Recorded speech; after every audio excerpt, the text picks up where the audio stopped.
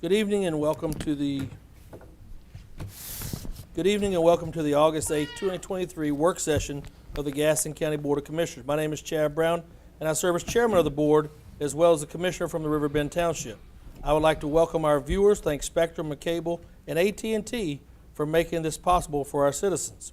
For our television audience, I would like to present your Gaston County Commission beginning on my far right. Alan Fraley, Cherryville Township. I'm Ronnie Worley, South Point Township. Good evening, I'm Kathy Cloninger, representing the Dallas Township. Bob Hovis, Crowders Mountain Township. Good evening, Tom Kigger, Gastonia Township. Thank you all. Before I begin, I'd like to take a, I don't know if you can hear me, I'd like to take a moment to recognize a couple of people.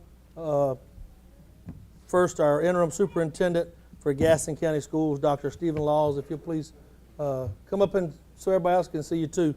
Dr. Law, if you want to come to the podium, you can speak for a second. One of the things I wanted to say is he continues to say the word interim, but we are vastly trying to change that for him. But I wanted to say, Dr. Laws, thank you for your commitment to Gaston County Schools. You've been here for a number of years, but one of the things that comes is I think every parent wants our kids safe in schools. They want to make sure they're getting a quality education. You've agreed to do this to start out till we can get someone, but I wanted to say personally thank you from this board. Our board will probably be communicating. Thank you for coming to dinner tonight. But one of the things I want to challenge you with is don't quit. Whatever happens, you just keep going until they tell you you're done. But I want to say thank you for your commitment. I got to listen to you today and talk to you. If you guys don't think that things are changing vastly in the way we do things in the school system, Dr. Laws has come in running, and so thank you. If you'd like to say a few words. Well, I want to thank the Board of Commissioners and you, Mr. Chair, for inviting me tonight, and to all of you citizens. We are excited about our school year, and it starts next Wednesday, and it's coming in a hurry. We think we're ready, and you're right. We have two primary responsibilities: to keep our students safe and our employees safe, and the other is to do what we say we will do. And we're going to have a great school year. And I am an interim, and the board is progressing on finding our new permanent superintendent, and that should be going forward in the next couple of weeks. They'll get the results of all the applicants, and that's exciting for all of us. So I'm a Gaston County native. I love Gaston County, and we live here, and we're going to live here the rest of our lives. So it's a great place to be. Thank you so much for having me. Thank you, sir. While you were speaking, I even got a call starting saying the reminder from the school. So thank you again, and thank you for coming. The next, I'd like to just introduce someone. He is not here, but met a gentleman this morning. His name was Mark Hall, and he was at the dentist this morning. And he was worried, and you can see. And so I told him I'd shout him out on TV tonight if he would not be scared to go back and see the dentist. So there it is, Mark Hall from Gastonia.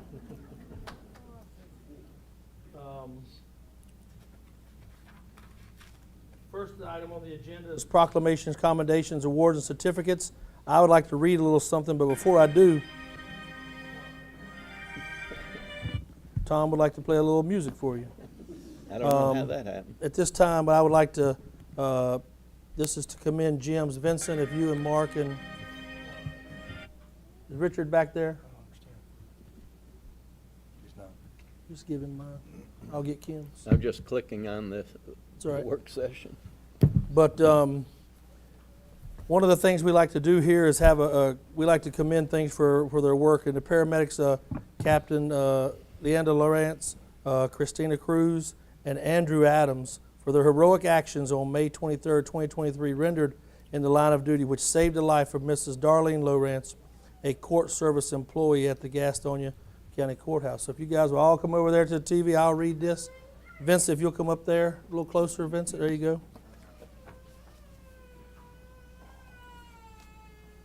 The Gaston County Board of Commissioners hereby presents certificates of commendation on this day, August 8, 2023, to Captain Leander Lawrence, paramedic, Christina Cruz, paramedic, Andrew Adams, paramedic, from the Gaston County Emergency Medical Services, otherwise known as GEMS, for your heroic actions on May 23rd, 2023, rendering in the line of duty, which saved the life of Miss Darlene Lowrance, a court service employee, and the Gaston County Courthouse who suffered a near-fatal heart attack at work.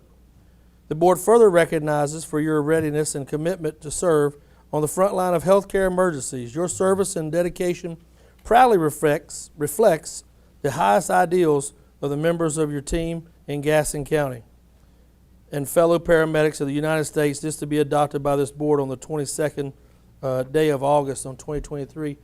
I've asked Mark and his staff to come up, but also I think Corporal Lowrance is going to come up and speak a little bit as well on that. So Cliff, if you want to come up and speak. Mark, if you and Jamie and the kids will come a little closer, that way everybody can see you guys, and he has a special presentation for you.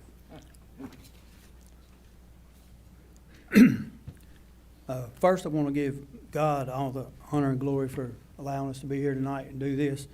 I want to start by thanking the county commissioners, Chairman Brown, along with Dr. Eagle and Donna Buff, for allowing us the opportunity to honor these paramedics tonight. Special thanks to Donna Buff for her efforts in putting this on tonight's agenda. Appreciate it from my heart. I would also like to thank Chief Mark Lanphier, Chief Deputy Jamie McConnell, and the entire gym staff for their outstanding efforts in saving lives. On May 23rd, 2023, while working in her office here in the courthouse, my wife went into cardiac arrest. Due to the heroic efforts from everyone involved, my wife has a second chance at life. The three paramedics that were instrumental in saving her life is Christina Cruz, Andrew Adams, and Captain Leanda Lowrance, who happens to be my sister-in-law. If I could, real brief before we present the awards, there's a couple things that's on my heart that stood out on this day that I'd like to share. On May 23rd, when this occurred, gyms were on scene just in a matter of minutes. It was just, God lined so many things up that day, it was just unbelievable. And when I say they arrived, it was Cruz and Adams on scene first in my recollection. And when they came in, they knew exactly what to do, and they went to work doing it. Shortly after, Leanda came in, and she looked at me and saw me, and she went immediately to doing what she knows to do, save lives. And after a couple minutes in, she looked at me, and she stopped, and she just stopped for a second, and she said, "Oh my God, I just realized who this is." And with tears running down her face, she continued to work to save her life. Once she was able to be transported in an ambulance, I rode up front with Jamie McConnell, who was so gracious and continued to say all the way, "We're going to take care of her. She's going to be fine." Once we arrived in the ER, all the staff, gym staff, continued to stay in the ER and help and assist and make sure that I was taken care of. My son was there, make sure he was taken care of. Moving forward, my wife was in a medically induced coma for 5 days. On the 6th day, she came out. They took her off the ventilator. She was getting stronger. Well, the night she came out, the next day, we got a call in the room, and Cruz and Adams were downstairs and asked could they come up and see her. And I said, by all means. They came up. And so they all greeted each other, and we stood around her bed. My son was present. And when they got ready to leave, Adam said, "Do you mind if we pray?" And I said, "Absolutely." So we all held hands around her bed, and he led us in one of the most beautiful prayers I've ever heard. To me, those things I mentioned are going above and beyond of just the regular call of duty. It touched me, and my time while I was in the hospital, I just said I had to do more than just say thank you. How do you say thank you to these folks that saved her life, who gave us this opportunity to be here tonight? Just a few weeks ago, we celebrated our 28th wedding anniversary. We wouldn't have celebrated it if it weren't for these three folks. I just want to present them an award tonight, just to let them know from the bottom of both of our hearts what they mean to us.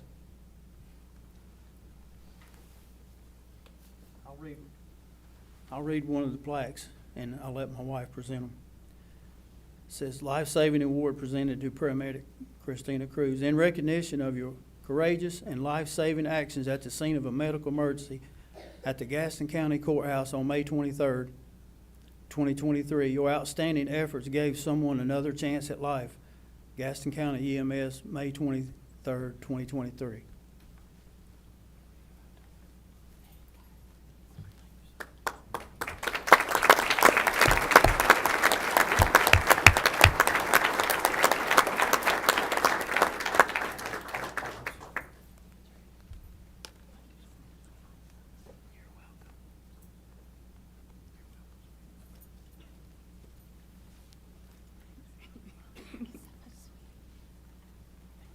Board, thank you again for allowing us to be here.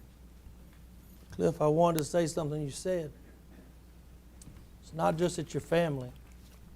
We're all family. Amen. You guys go above and beyond every day. We're especially grateful for that day.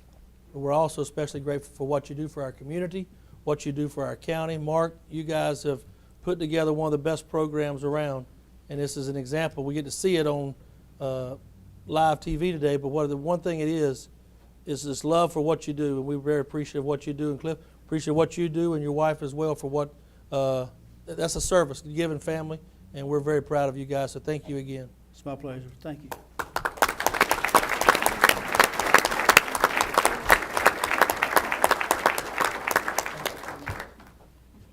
The next recognition is for Mr. Donnie Hicks, Economic Development Director, upon his receiving of the North Carolina Economic Development Association Award. I'll let Mr. Bob Hovis, Vice Chair, come and present Mr. Hicks.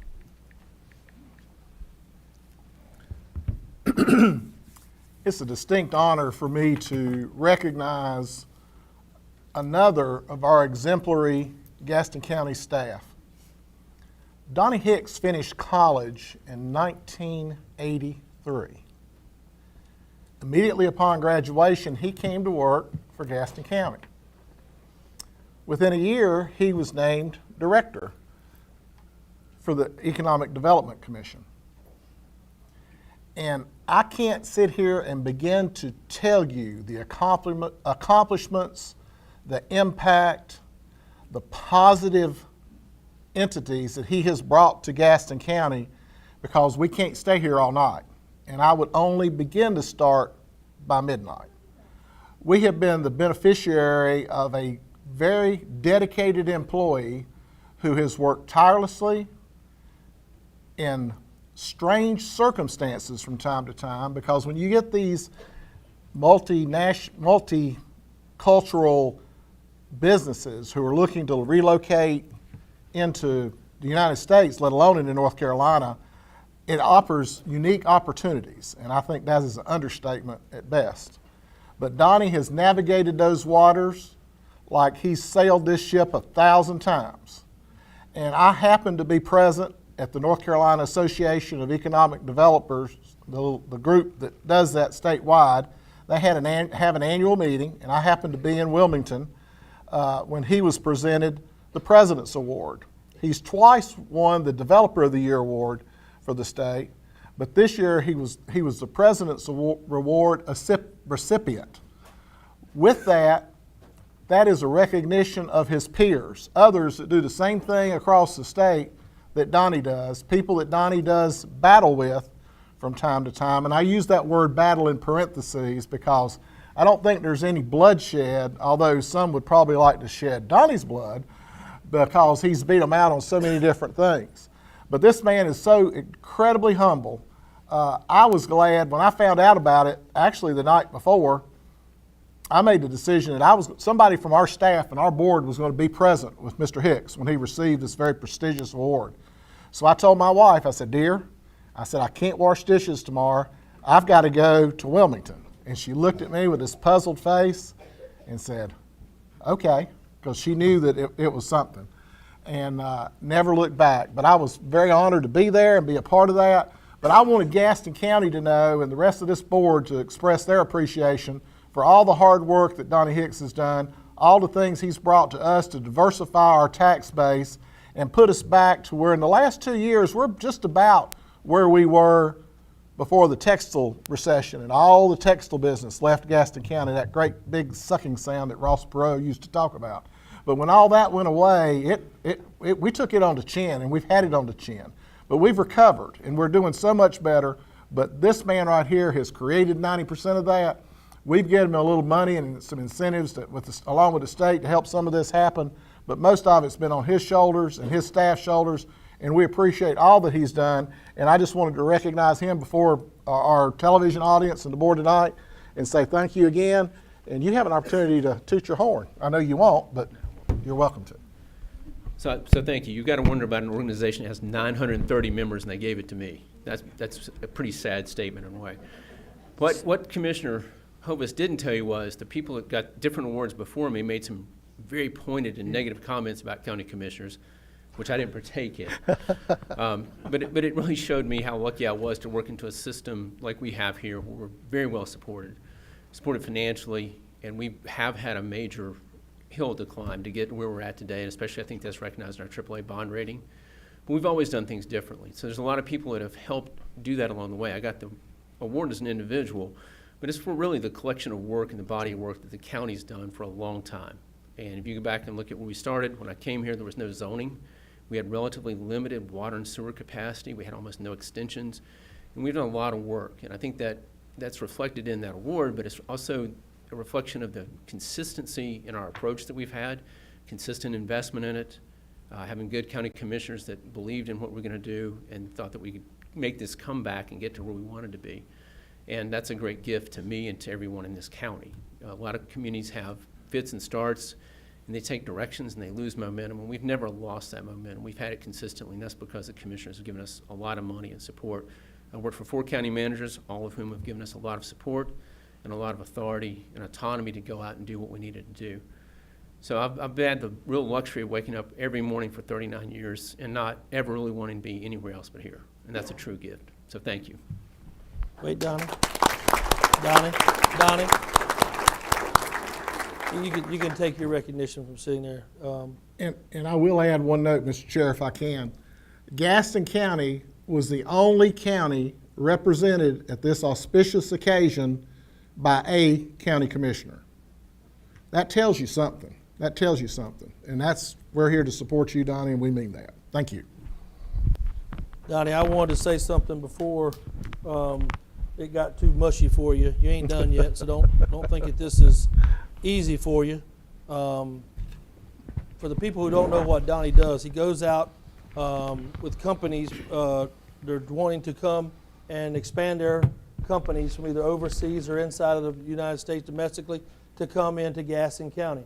Donnie oversees that to make sure that they have all the I's dotted and the T's crossed before they can even step foot into breaking ground. The biggest thing is these are all given by code names, and so the governor can have the splash of saying what the company is. In doing it, I think that's wrong. I think Donnie should get that to be able to say those things because I'm going to tell a story on Donnie last year or a couple years ago. If you guys ride down Dallas Cherville Highway, you'll see a company called G&T. G&T was met with some issues here, not by us, by the state. And we had to do a about face right there that night. We changed out. By next morning, we had them over there. They're in Gaston County. They have their headquarters here. They're expanding. And that's because of Donnie and his team.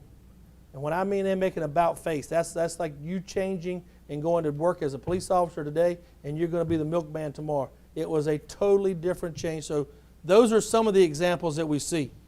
If you think about infrastructure and what happens, you have to think about all the things that go along with water, sewer, land, and trying to find large parcels. And Donnie's been a part of that for a long time for us. So Donnie, you're well deserved of that award, and I'm just very thankful that you work for us. But you're not done, so I expect something in 2 weeks. You can. That's more time than I need. I like it. Thank you, Donnie. Thank you.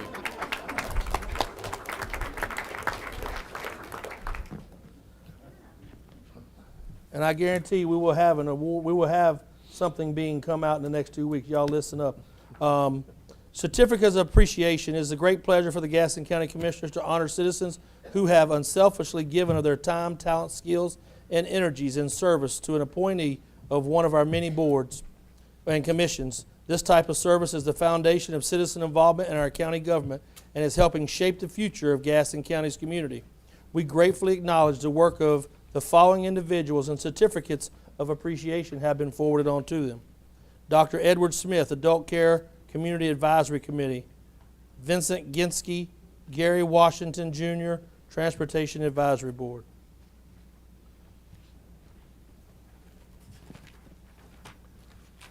And this will be a quick little update for everybody. Anybody who is not speaking on anything to do with the Piedmont Lithium issue tonight, you will have the opportunity now. Is there anybody on that list? Okay. So we'll go ahead and skip that portion for citizens' comments on anything other than that. So we'll move on to the presentation. You will have a chance to speak. It's just that was on something totally different. We're going to have that. So we'll be here just for a second. Also, before we start this, I want to make sure we have decorum tonight. Please do not clap. Do not gesture. Do not do anything. Let each side or whoever wants to speak, let them have their turn so everybody can hear. There's going to be a lot of questions tonight, especially from our board. So I ask you to please bear with me and the people up here so we can hear tonight, and that way we can get all this together. But I will now go to the next agenda item is the Piedmont Lithium presentation.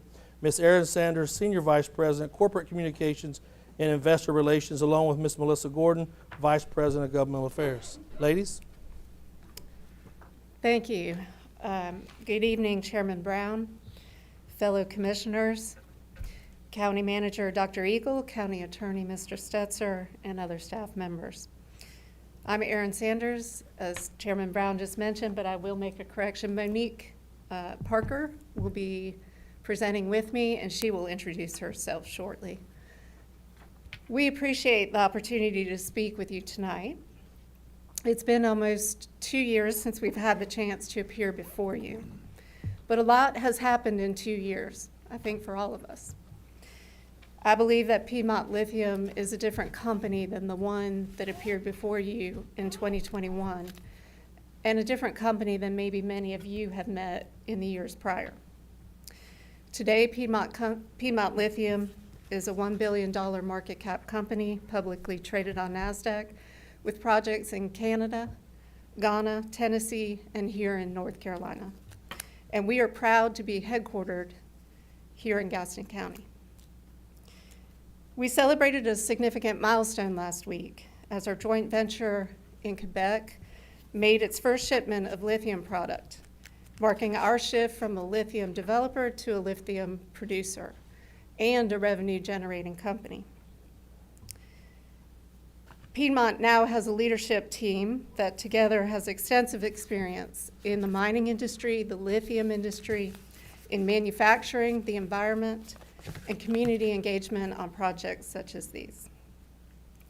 But perhaps most importantly, we've done extensive work since 2021 to further develop and refine our project plans for our proposed Carolina Lithium project, including significant testing and studies and meetings with the county staff about utilities and how we plan to mitigate the impact on neighbors and the environment. We've also met with countless neighbors, whether over their kitchen tables, in our Cherryville office, or out in the community, talking about concerns and answering their questions. We recognize that there were a lot of questions that we couldn't answer in 2021, and perhaps that we didn't communicate properly prior to that. We've been working hard to correct those errors and to help prove that we will be a good steward and a responsible steward of this project and within this community. We hope to answer as many questions as possible tonight, to mitigate your concerns, and potentially, hopefully, to open the door to more dialogue. That's our goal tonight, and we appreciate the opportunity. So let me begin with our proposed project. Carolina Lithium is what we call it. It's designed to create nearly double the current U.S. production of battery-grade lithium, which is all currently coming from just down the road right now in Bessemer City and Kings Mountain, but is desperately needed by the U.S. electric vehicle supply chain. Combined with our Tennessee project, which is now permitted, this would make Piedmont Lithium one of the key producers of American-made battery-grade lithium. We are designing the project on 1,548 acres to be one of the world's most sustainable lithium hydroxide operations, using modern technology, practices, and systems. We own, lease, or contract another 2,000 acres, which will help us to provide buffer around the project site. We are targeting construction for 2025 and first production in 27, of course, subject to permitting, approvals, and finance. And as we are currently 2 years away from potential construction, we are still developing and refining our plans. So we may need to update and develop further specifics over the next 2 years, but we want to answer as many questions as possible with the information that we have today. I think it's helpful to talk about quickly the three primary parts of the operation. As you'll see on the right-hand corner of this map, the first thing it will do is excavate the ore. That's the rock containing lithium is called spodumene. Then we'll move that rock via an enclosed conveyor belt system to the concentrator where the rock is crushed, and the spodumene, as well as the byproducts of quartz, feldspar, and mica, are separated out.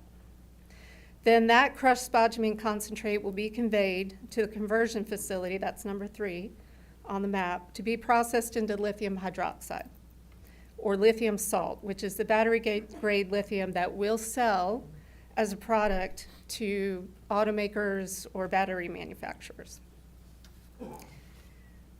Now, people ask us fairly often, why here? Is this an important resource? It absolutely is. The Carolina Tin Spodumene Belt is a geological wonder. There is nothing like this known currently in the U.S. It is the most significant spodumene resource in the U.S. in terms of size and infrastructure. It runs from Virginia to South Carolina, but its wider portion is Lincoln, Gaston County, and Cleveland County. Many of you know the history of the belt, that it once provided nearly all of the world's lithium supply, but then the U.S. sent business overseas to other countries. And that is why today China produces 80% of the battery-grade lithium in the world. But as we look to bring these resources and jobs back to the U.S., these resources in the belt are extremely important. This belt is believed to potentially contain more than 3 times the current known spodumene resources in the United States. And our geologists believe that it's only been 20% commercially explored. So that's why it's important to us and to the U.S. supply chain. But we also believe this project could be an important contributor to the economic health and prosperity of Gaston County. We're planning to invest more than $1.2 billion into building the project, and the construction will create 200 new jobs. We will utilize a host of vendors and suppliers, as many local as possible, and we know that in addition to those suppliers and vendors, potentially customers, there will be a need for more hotels, restaurants, housing, commercial space, retail shops, on and on. Once we're up and running, we expect to employ 428 employees directly at a compensation that averages $82,000. And we're aiming to hire as many local community members as possible. And that is why we will partner with Gaston College and the school system to set up training programs. Beyond the 428 direct jobs, we believe we'll create 1,000 jobs in this community related to the ripple effect of the project.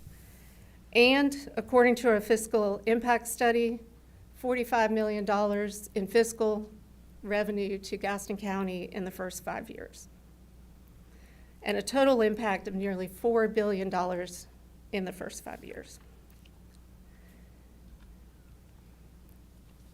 Now, I think the important thing today, we're going to answer a lot of questions, and Monique will talk about the details of water and air and traffic and all of those things. But I think what's important right now is that over the past 2 years of working with staff, we're determined to make 4 key commitments. Commitments to neighbor assurances, water line extension, reclamation, and community funding. So neighbor assurances, we plan to put a financial instrument in place that will allow a property owner, if they're unable to sell their home or property because of the project in a reasonable amount of time, fair market value, we will assist financially. And that's a commitment we're willing to make. We also know there's concern about wells, and Monique will talk about that more specifically.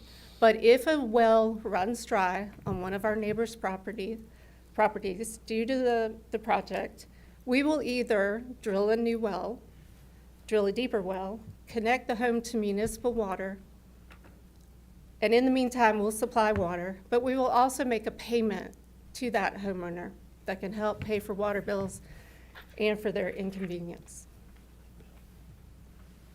The water line extension. We need municipal water for our project. So we have already agreed to fund the engineering study. We will also fund the construction of the water line. And that extension will not only help our project, but it will be available to neighbors and to businesses, including those in the future. And we would like to help establish a program that would allow neighbors to opt in if they would prefer to connect to municipal water. And those details will all be determined in the community development agreement. As far as reclamation, we've had lots of questions about how we're going to reclaim the land that we work on. We know that the state has a $1 million maximum surety bond. We're willing to put out a much larger surety bond to help make sure that the long-term reclamation takes place, both for the mining pits and for the conversion facility.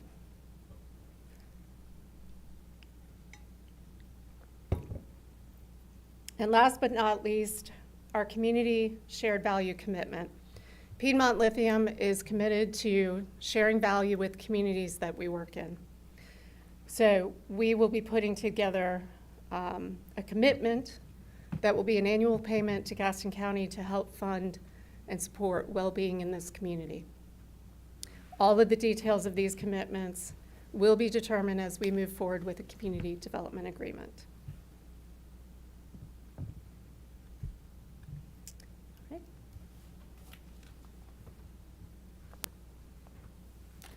So I'd like to go into some of the stuff that we've done from the environmental. Yes, sir. My name is Monique Parker. I'm the Senior Vice President of Safety, Environmental, and Health for Piedmont Lithium. One of the things that I wanted to start with is, when I first came out of college, I moved to Gaston County. My son was born in Gaston County. So coming back to be able to support this project is extremely important to me. I've done safety, environmental, and health for the last 20 years. I've done things globally for the last 15, and then the last almost 10 years worked in the lithium market. So again, when I joined, this was near and dear to my heart to, one, come back to where I really started my career, and also to be able to help build a project that's going to be sustainable for the economy and globally for the world. One of the things that I feel is important and we want to share tonight is all the work we've done, as Aaron mentioned, over the last 2 years to help us understand better the environmental impact and studies and other things. So this is a very extensive list of studies that we've completed since 2019, numerous tests on our products, on our impacts, having agency communications and providing that information publicly. We have a ton of binders over here, about 5 big binders with all of these studies. We'll also make these same studies available at our Cherryville office. on Main Street. We'll have it at the Gastonia Public Library, and also we'll have a version online so that everyone can see any study that we've completed and the details of those studies. Now what I'm going to do, we've been provided with questions that we know have come from various locations, and so I'm going to go through and try to answer each one of those questions, and obviously if there are more that come, we're happy to answer those following. But the first question we have is, how will Piedmont use municipal water at Carolina Lithium? As Aaron mentioned, we have to have water. We have to have municipal water for our lithium hydroxide conversion plant because of the quality and the purity of that water is going to be extremely important. So this picture here is a circular process to show how that water will be integrated into our site and how we will discharge that water. As you can see at the beginning on the left-hand side, this water will be supplied from Cherryville with a backup from Two Rivers. That then goes into a circular process where we look at how we'll use it from a people, a process, and a fire perspective. I'm going to start with fire because it's short and sweet and to the point. We bring that water in and we fill our fire tank. That fire tank will be there for emergency response and other activities that I'll go into later.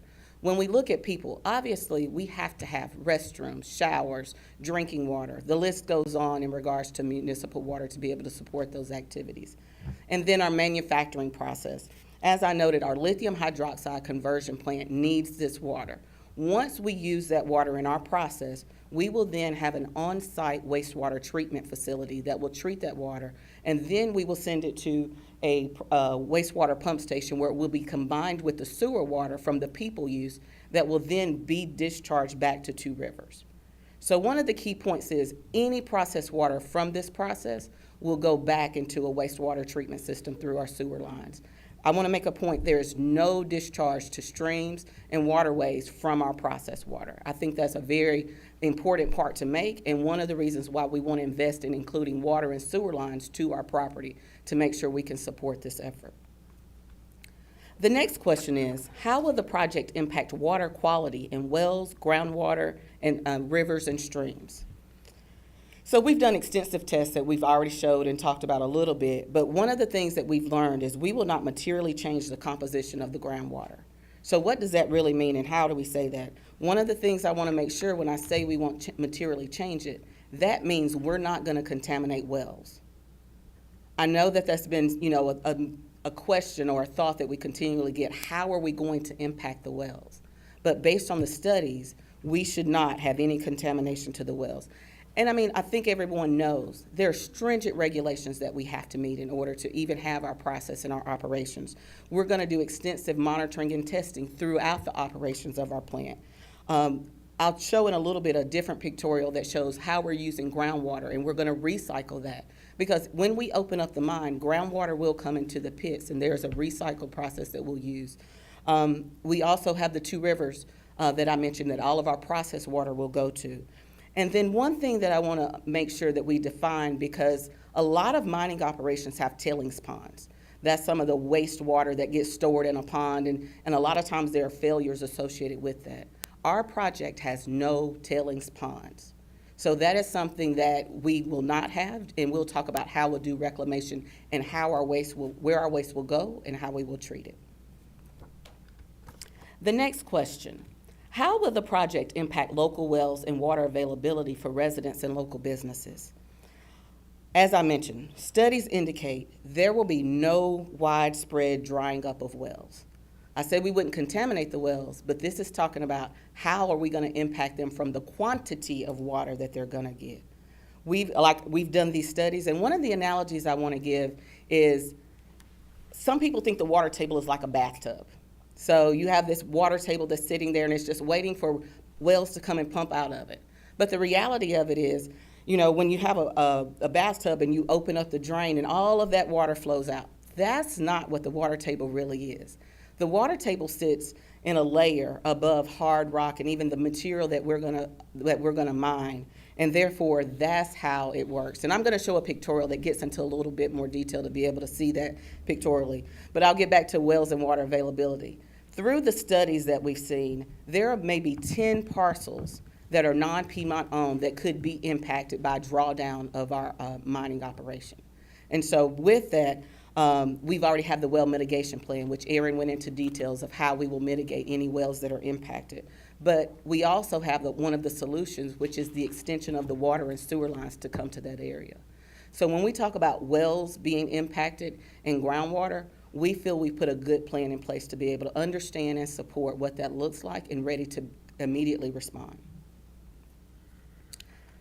So freshwater, I mentioned what are we doing with groundwater, and I talked about that bathtub analogy with where the groundwater is. So we have fresh water that comes in. We open a mine. That water is going to flow into our pits.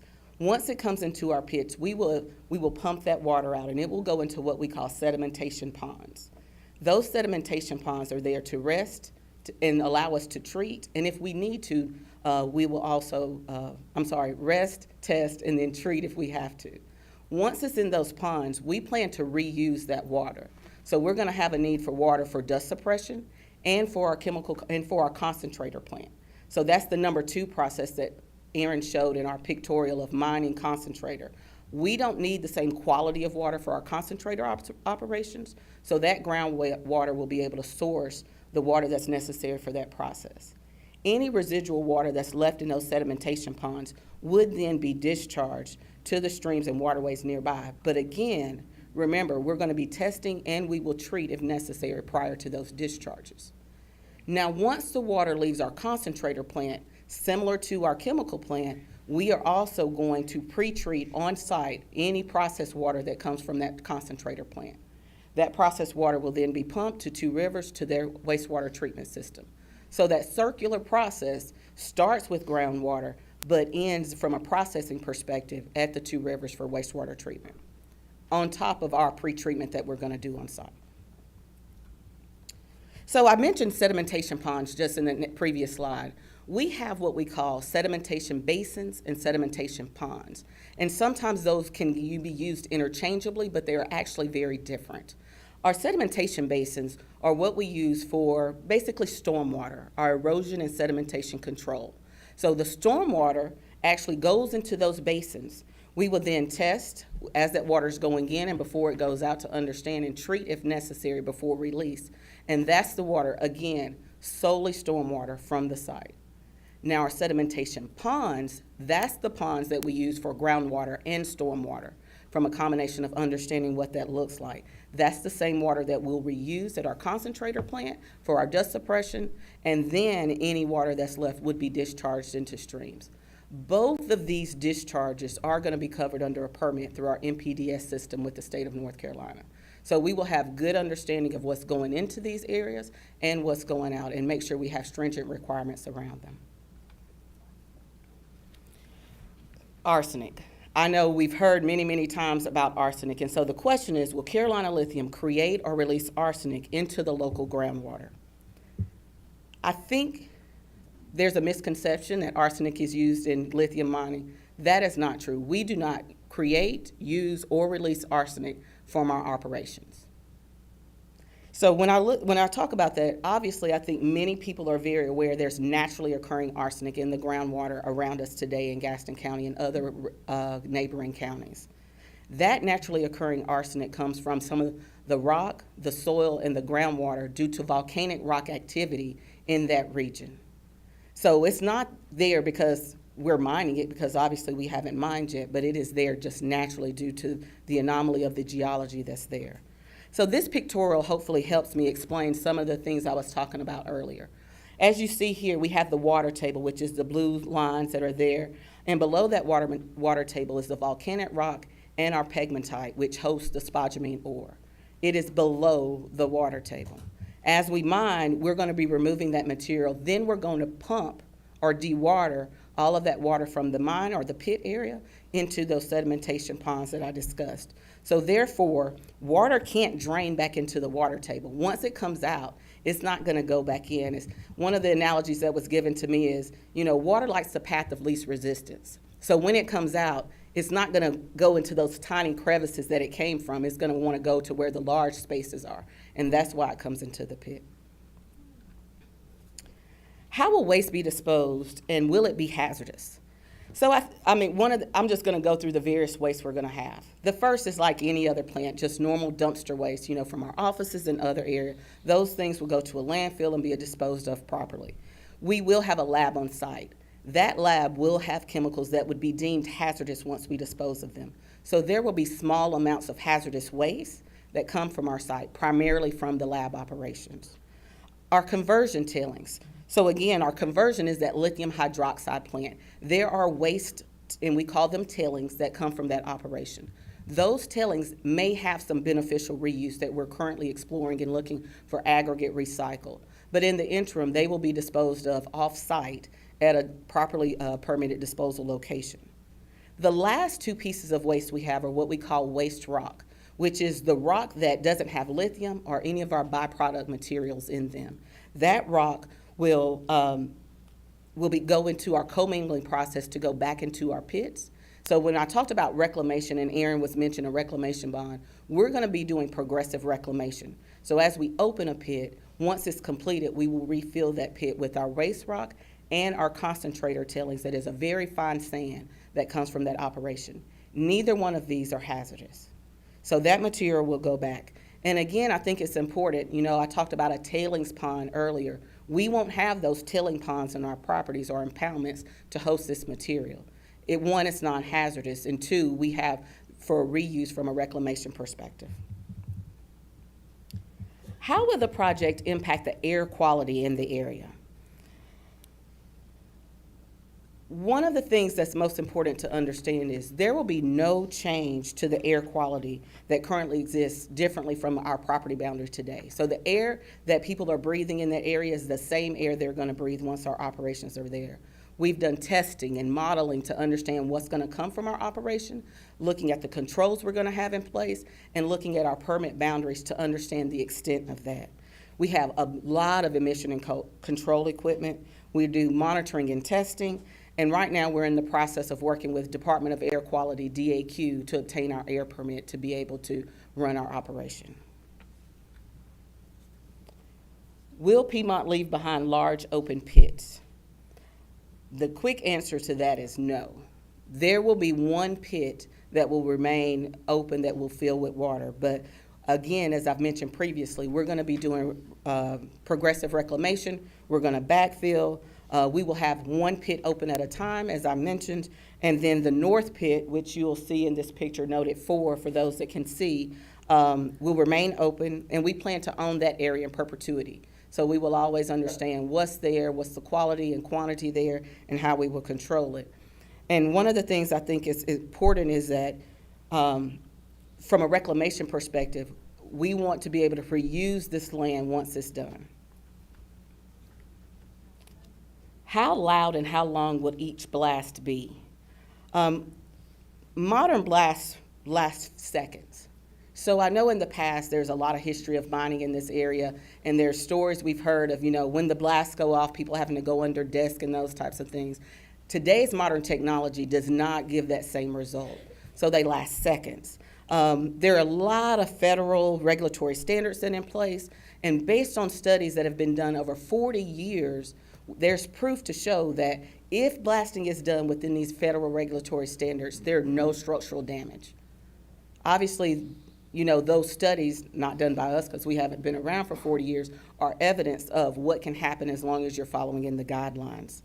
When we talk about blasts, there are two things that we normally hear or get asked about: structure and nuisance. So I've mentioned structure and how that 40-year study, and we're going to be less than 50% below those federal standards.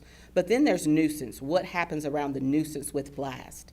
There are a lot of factors in what people are going to feel. The factors come from the direction that the blast is coming. What's the weather conditions for that day? How far are they from the blasting? Where are they located, indoors and outdoors? What we know based on studies is that those 2,000 feet from the blast may have a wind or vibration that they feel, and the farther away you get from that, the quickly it rapidly diminishes that impact. So I think that's important, and we have, again, many studies in our book to show what that looks like. We're often asked how often and will blasting occur? Initially, we plan to start blasting once a day, no more than twice a day. But there are also some scheduling requirements that will determine what that looks like. Due to the ordinance that was put in place in 2021, we know we can't blast 1 hour after until 1 hour after sunrise, and we must stop 1 hour before sunset.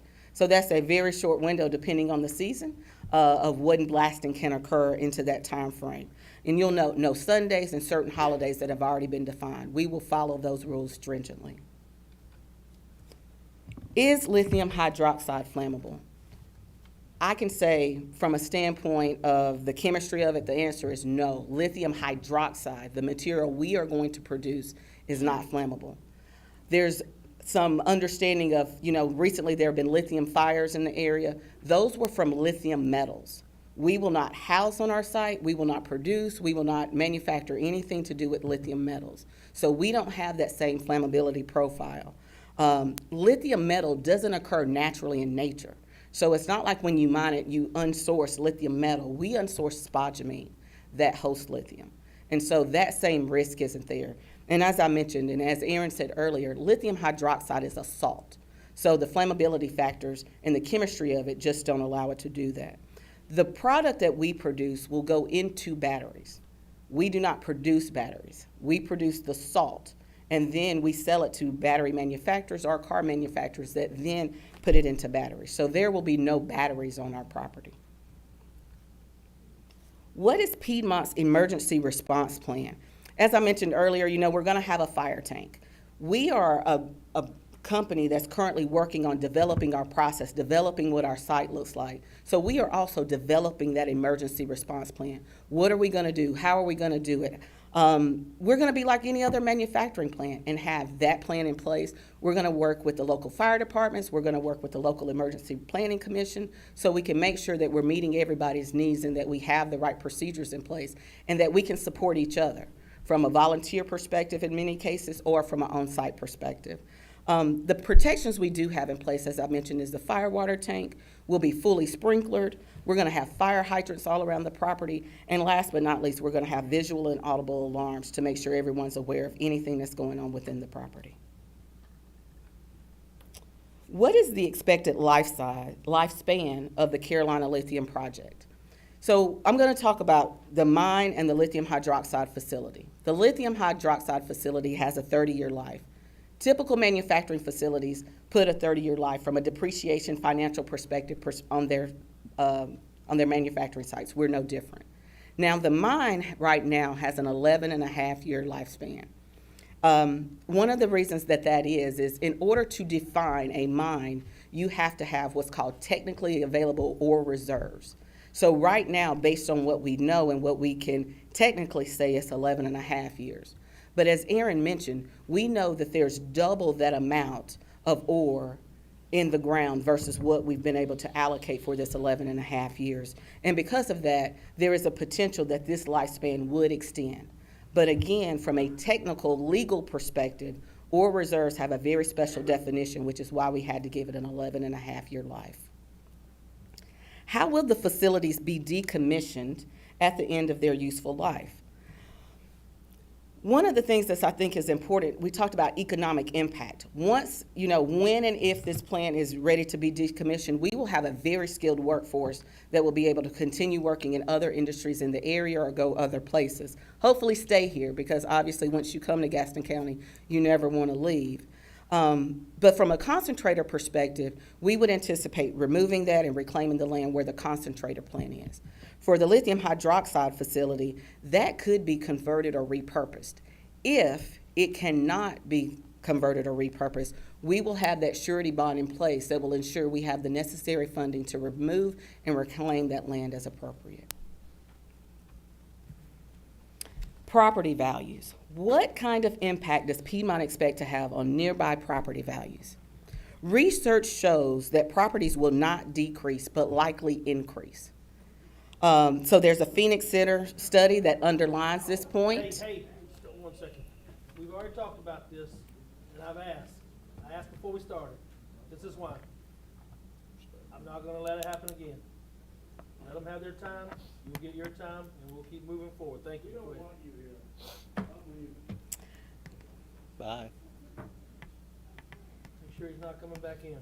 Go ahead, man. Research by the Phoenix Center underlies the point that I just defined. Results of higher economic use of land is also seen when it comes from the studies that have been done. As we talked about before, there will be a fund available for those that may be negatively impacted, that may not be able to sell their homes or get a lower property value. So we're trying to do everything possible to support what we're stating in this area. So with that being said, I want to thank you all for your time and attention. We appreciate the opportunity to be able to answer as many questions that we were provided.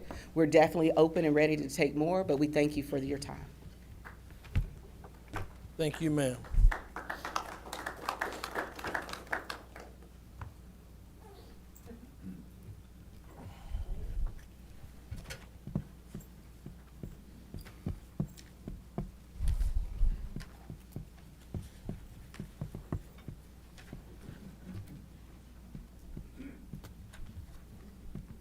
Are there any questions from the Board of Commissioners on this matter?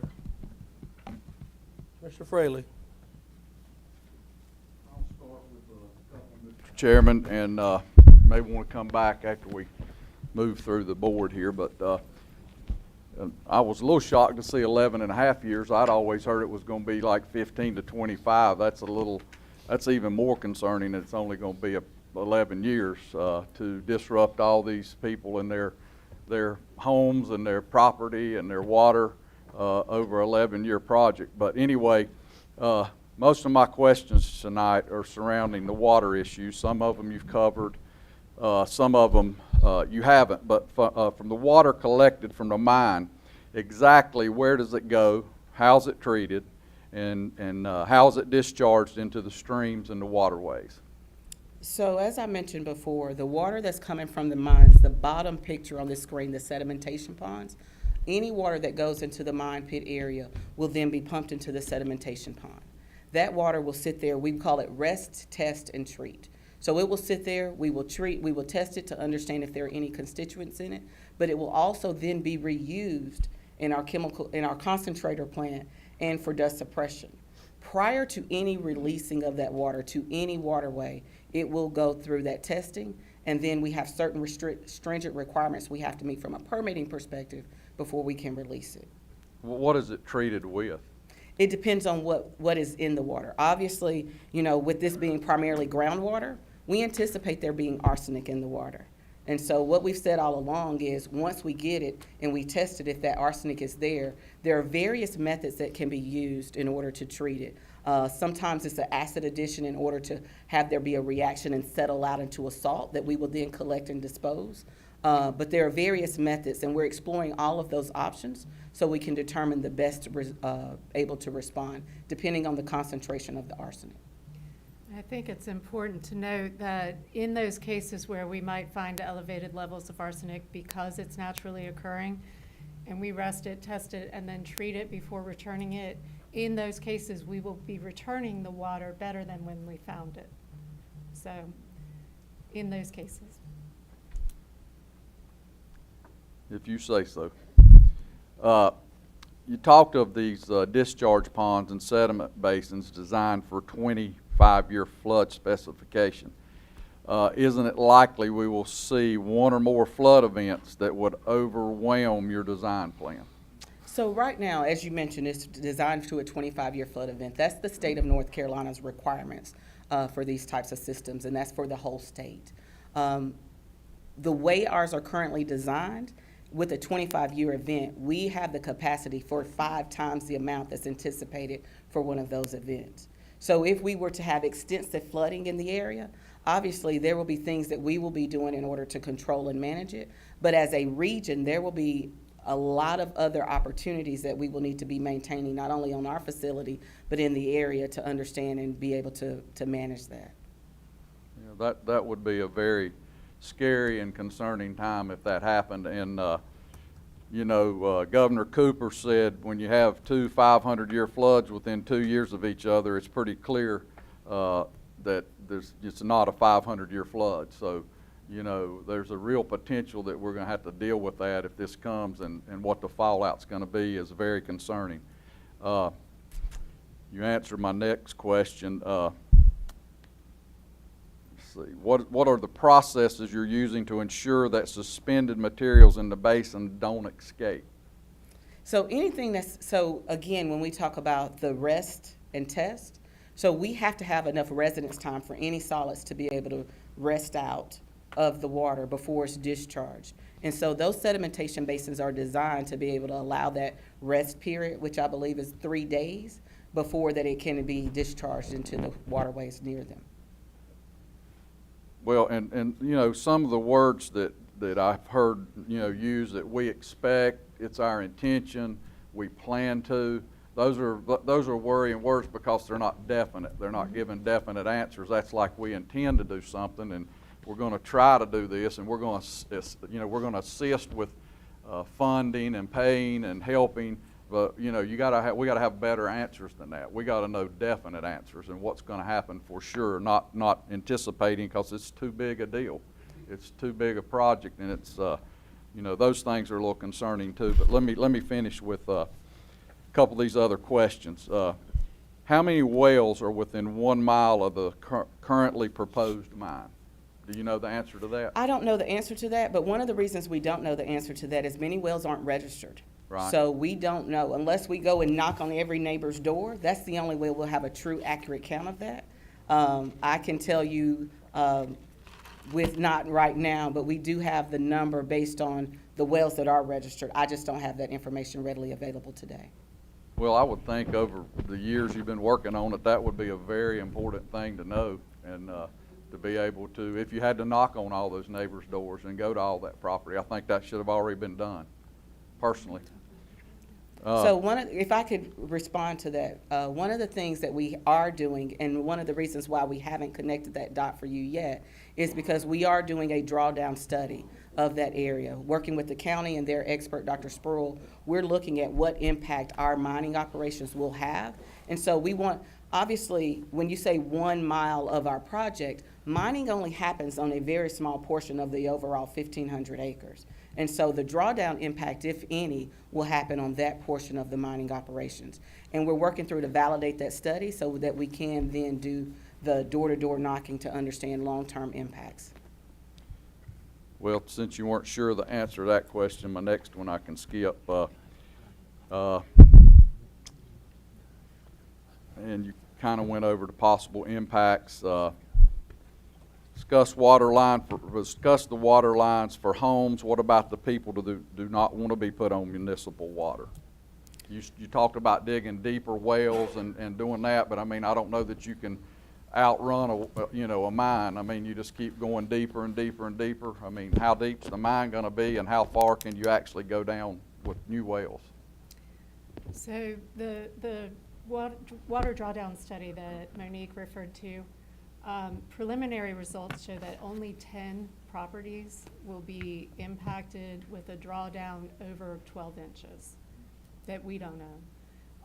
So there is not expected, based on these tests, which Dr. Spruill will comment on and confirm, there is not expected to be widespread drying up of these wells. So Not expected.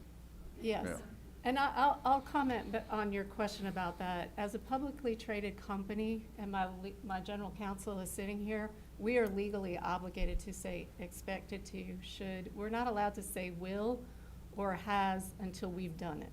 So please understand that's the language that we are required to use as a publicly traded company. There are a lot of people out there who like to sue people for saying it incorrectly. So we would work with each of those 10 homeowners if their wells were impacted, and we're talking about 12 inches or more. So we would take each of those cases individually and work with them. Okay.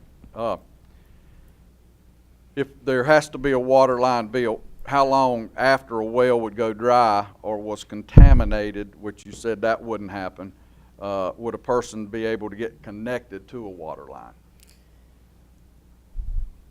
I mean, to be able to say how long. So right now, based on the design of the engineering study that's being done, we will have a ring around our property, and then there will be what we're calling rural spurs that come from that. So depending on the location of where that house is would really determine how long it would take. Once we were notified of the issue, we will immediately provide and make sure they have water available to them. So there will be no interruption of available clean water to them.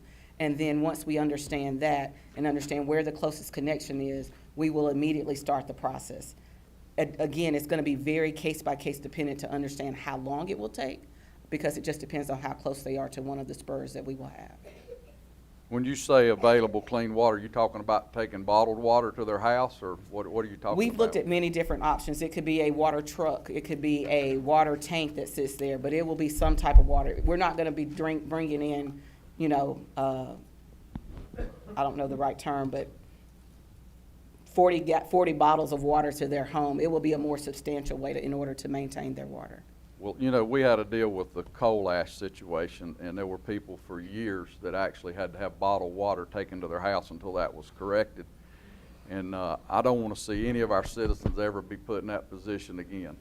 How would you like to wake up one morning and your well's dry and you don't have any water available to you, and at least they had water, they just couldn't drink it. This case, if it's gone, and if there's not water to them, then you know that's going to be a really bad situation. One thing I'd like to know, we're gonna have monitoring wells around our property.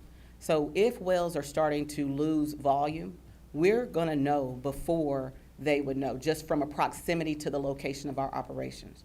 So those wells around our property are for monitoring purposes, to understand the depth of the water, and we will understand the drawdown before it extends past our property. Okay. You made the statement that your process wouldn't contaminate any wells, but let's say 11 and a half years and the project is over with, and water starts coming back up into the mine or the pit or whatever, and it starts flowing back into the rock or the water, potentially. Would that not be contaminated water at that point? I mean, when you're long gone and everybody's moved away, but everybody here is still dealing with it, what's the potential of those mines being contaminated way down the road, 15, 20 years down the road? I apologize. So as I mentioned previously, water goes to path of least resistance. So in the pictorial I have, or the graphic that I have on the screen now, once that pit is open, and even if it starts filling with water, if it were to get to the water table, water doesn't flow backwards into the water table because the crevice in which it comes from is so small. It's just, based on what engineers have told me that deal with hydrology constantly, which is not my field of study, they said it's just not possible, technically possible for that to happen, to backflow in. But what I will tell you, the water that's in those pits is going to be the same groundwater that those wells are pumping from. And so it's just going to be in one central location versus in that water table that's sitting there.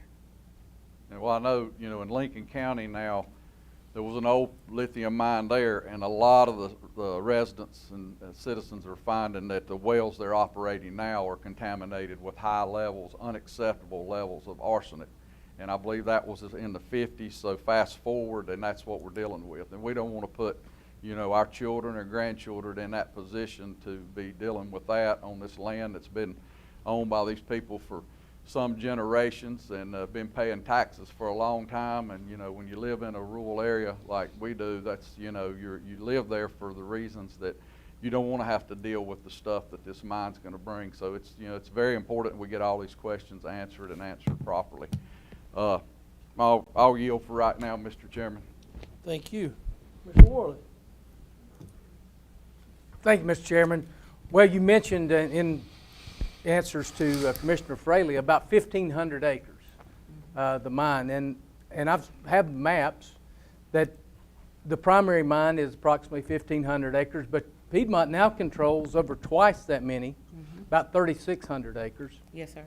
Including several that are non-contiguous tracts. Is it your intention to acquire all the land between the mine and the disconnected tracts? So the tracts that we own, as you mentioned, that are not connected, those were acquired in order to do some exploration drilling. So as we mentioned before, right now within our mine permit boundaries, we understand that there's twice as much of the spodumene than what we can call as reserves, that again give us that 11.5-year life. Now, as we continue mining operations and we grow, we would like to explore further. Where that goes and how that goes, I can't speak to today because right now we're working on the 11.5-year mine, but we do want to extend the life of our operations. I don't know if there's anything you'd like to add, Aaron.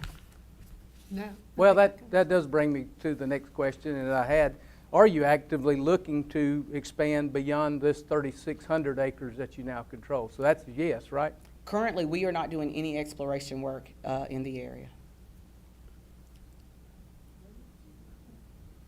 So it's not the bottom line that you want to buy all the land in the 10 spodumene belt that you possibly can.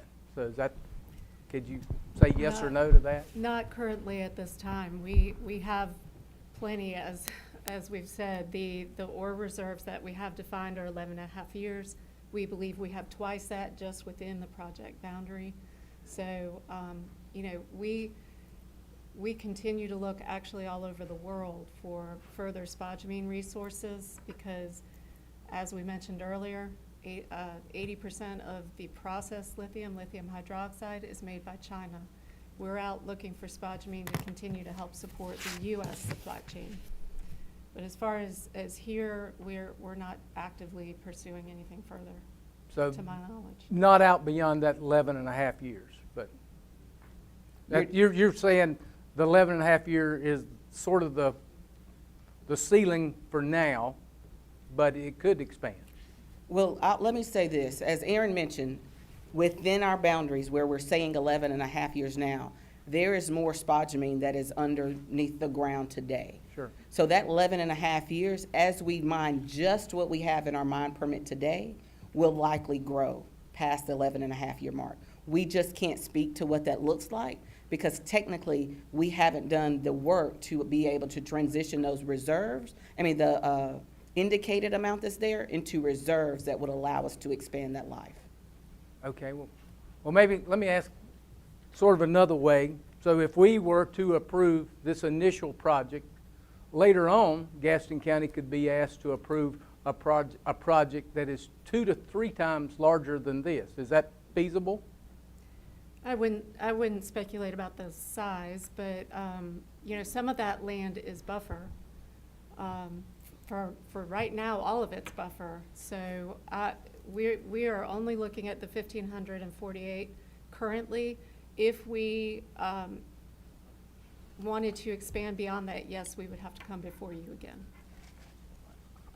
And a follow-up to that, if and when that the state mining permit is issued, would you say it would be easier to get further approval from the state to expand? Would you think that would be an easier process or the same?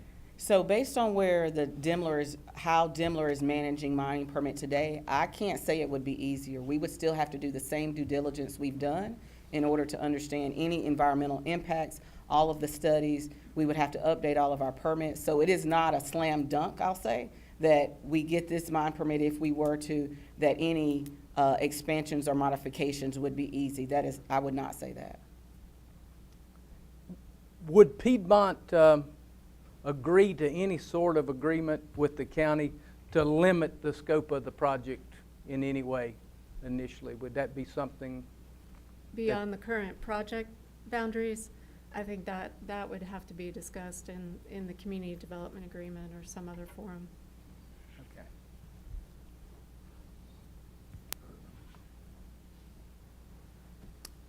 I will have just one more follow-up question, Mr. Chair, if you.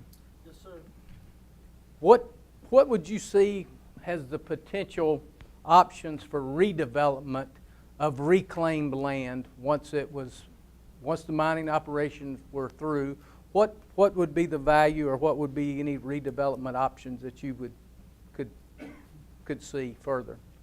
Because, you know, a lot of us kind of feel like that this land is going to be worthless when Piedmont leaves, but if there's some options out there that you see that's a possibility, I'd like to know. I think we have one example in our backyard with the Kings Mountain mine where, you know, after they ceased operations, I believe in the 80s or 90s, where they reclaimed it to have trails and greenways. This area could be used for the same type of purpose in regards to having greenways and trails and other outdoor opportunities for that area. And that's around the mining area. That's where people tend to focus. We will reclaim those. Once those pits are filled back in, we'll cover it back up with the soil and replant. But the other parts of the site, if they were no longer in use, or they could be repurposed for industrial use or whatever use the community wanted. Okay. Thank you, Mr. Chair. Thank you. Ms. Cloninger. My questions relate to blasting. So I would like to know how many people live now on the property that they own within a half a mile of a future mine pit?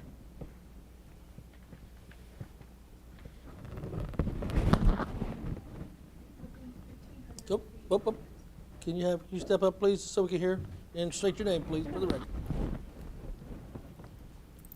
Hi, I'm Emily Blackburn Winter. I'm a geologist in community relations for Piedmont Lithium. We have sent out community mailers to engage with neighbors of our project, and the number that I can give you is within 1,500 feet from our permit boundary, there are roughly 550 parcels in that area. That's the entire project, not just the mining area. Okay, so that includes the buffer and all of that? That includes everything? Anything outside of our mine permit boundaries. Okay. And all right. again, that's for the entire 1,500 acres, not just the eastern side where the mines will be. Okay, so how many homes will feel any effect from the blasting done at the site? We do have our blasting expert here from Austin Powder. He agreed to come tonight to answer any questions that were beyond our purview. May we ask him to come up? Please. Okay, thank you. Sir, if you'll please just state your name and your occupation there, expertise for the record. Good evening, sir. My name's Stuart Brashear. I'm Technical Service Manager for Austin Powder Company out of Cleveland, Ohio. If you could rephrase your Okay. question, I'll try to. How many homes will feel any effect from the blasting done at the site? I haven't been involved as closely, obviously, as the people that have talked here. So I don't have numbers other than we've looked at the whole site, and we've used other quarries and operations in this part of North Carolina as a model for how fast the vibration, the energy attenuates. And we know typically that we're looking at probably around a 3,000-foot distance where there's no perception of blasting. Now, people are very sensitive to vibration, so some people will feel stuff that others might not at the same distance. A lot of it has to do with activities. If you're busy, you don't notice it. If you're sitting not doing anything and waiting for it to happen, you'll notice it. So there will be perception. Some people surrounding the property will know when we blast. There's no doubt about that. So is there a map that is involved that can that will impact or show the blasting a map? I believe that's. We are working on two things. So to answer your question, there are 4 pits. And we will be blasting at different times because we'll only open one pit at a time. So we'll be blasting in one part of the pit. And modern blasting is very precise. So, it depends on what part of the pit you're in and how deep it is. So we could help provide some radius as an example if we're blasting in this pit at this particular depth, what direction the blast is going in, et cetera. But as Monique explained earlier, we expect to be less than 50% of what the federal regulations are. And that is partly to reduce the nuisance level for folks. We already know that if we're within the prescription of the federal regulations, we will not do damage to homes, but the other side of it is nuisance if people feel something or hear something.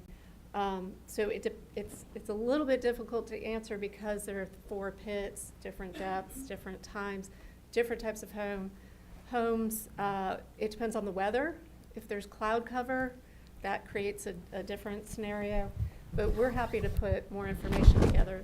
The other thing that we're doing is we're looking at, our Austin Powder is doing a study on each property that is touching the boundary of the mining side of the project, and we will have that information available for each of those homeowners that's specific to their property. So they're working on that, and we will make that available to those homeowners. Okay, will there be like a public demonstration so that people know what to expect? We can do that. Part of what we want to do going forward this fall is hold some town halls where people can come and ask more questions and talk to people like Stuart and really put their hands on things. But yes, we can help with that. And if I may, we've been talking about damage to structures from blasting, and it's important to realize the standards that we're held to are not based on structural damage.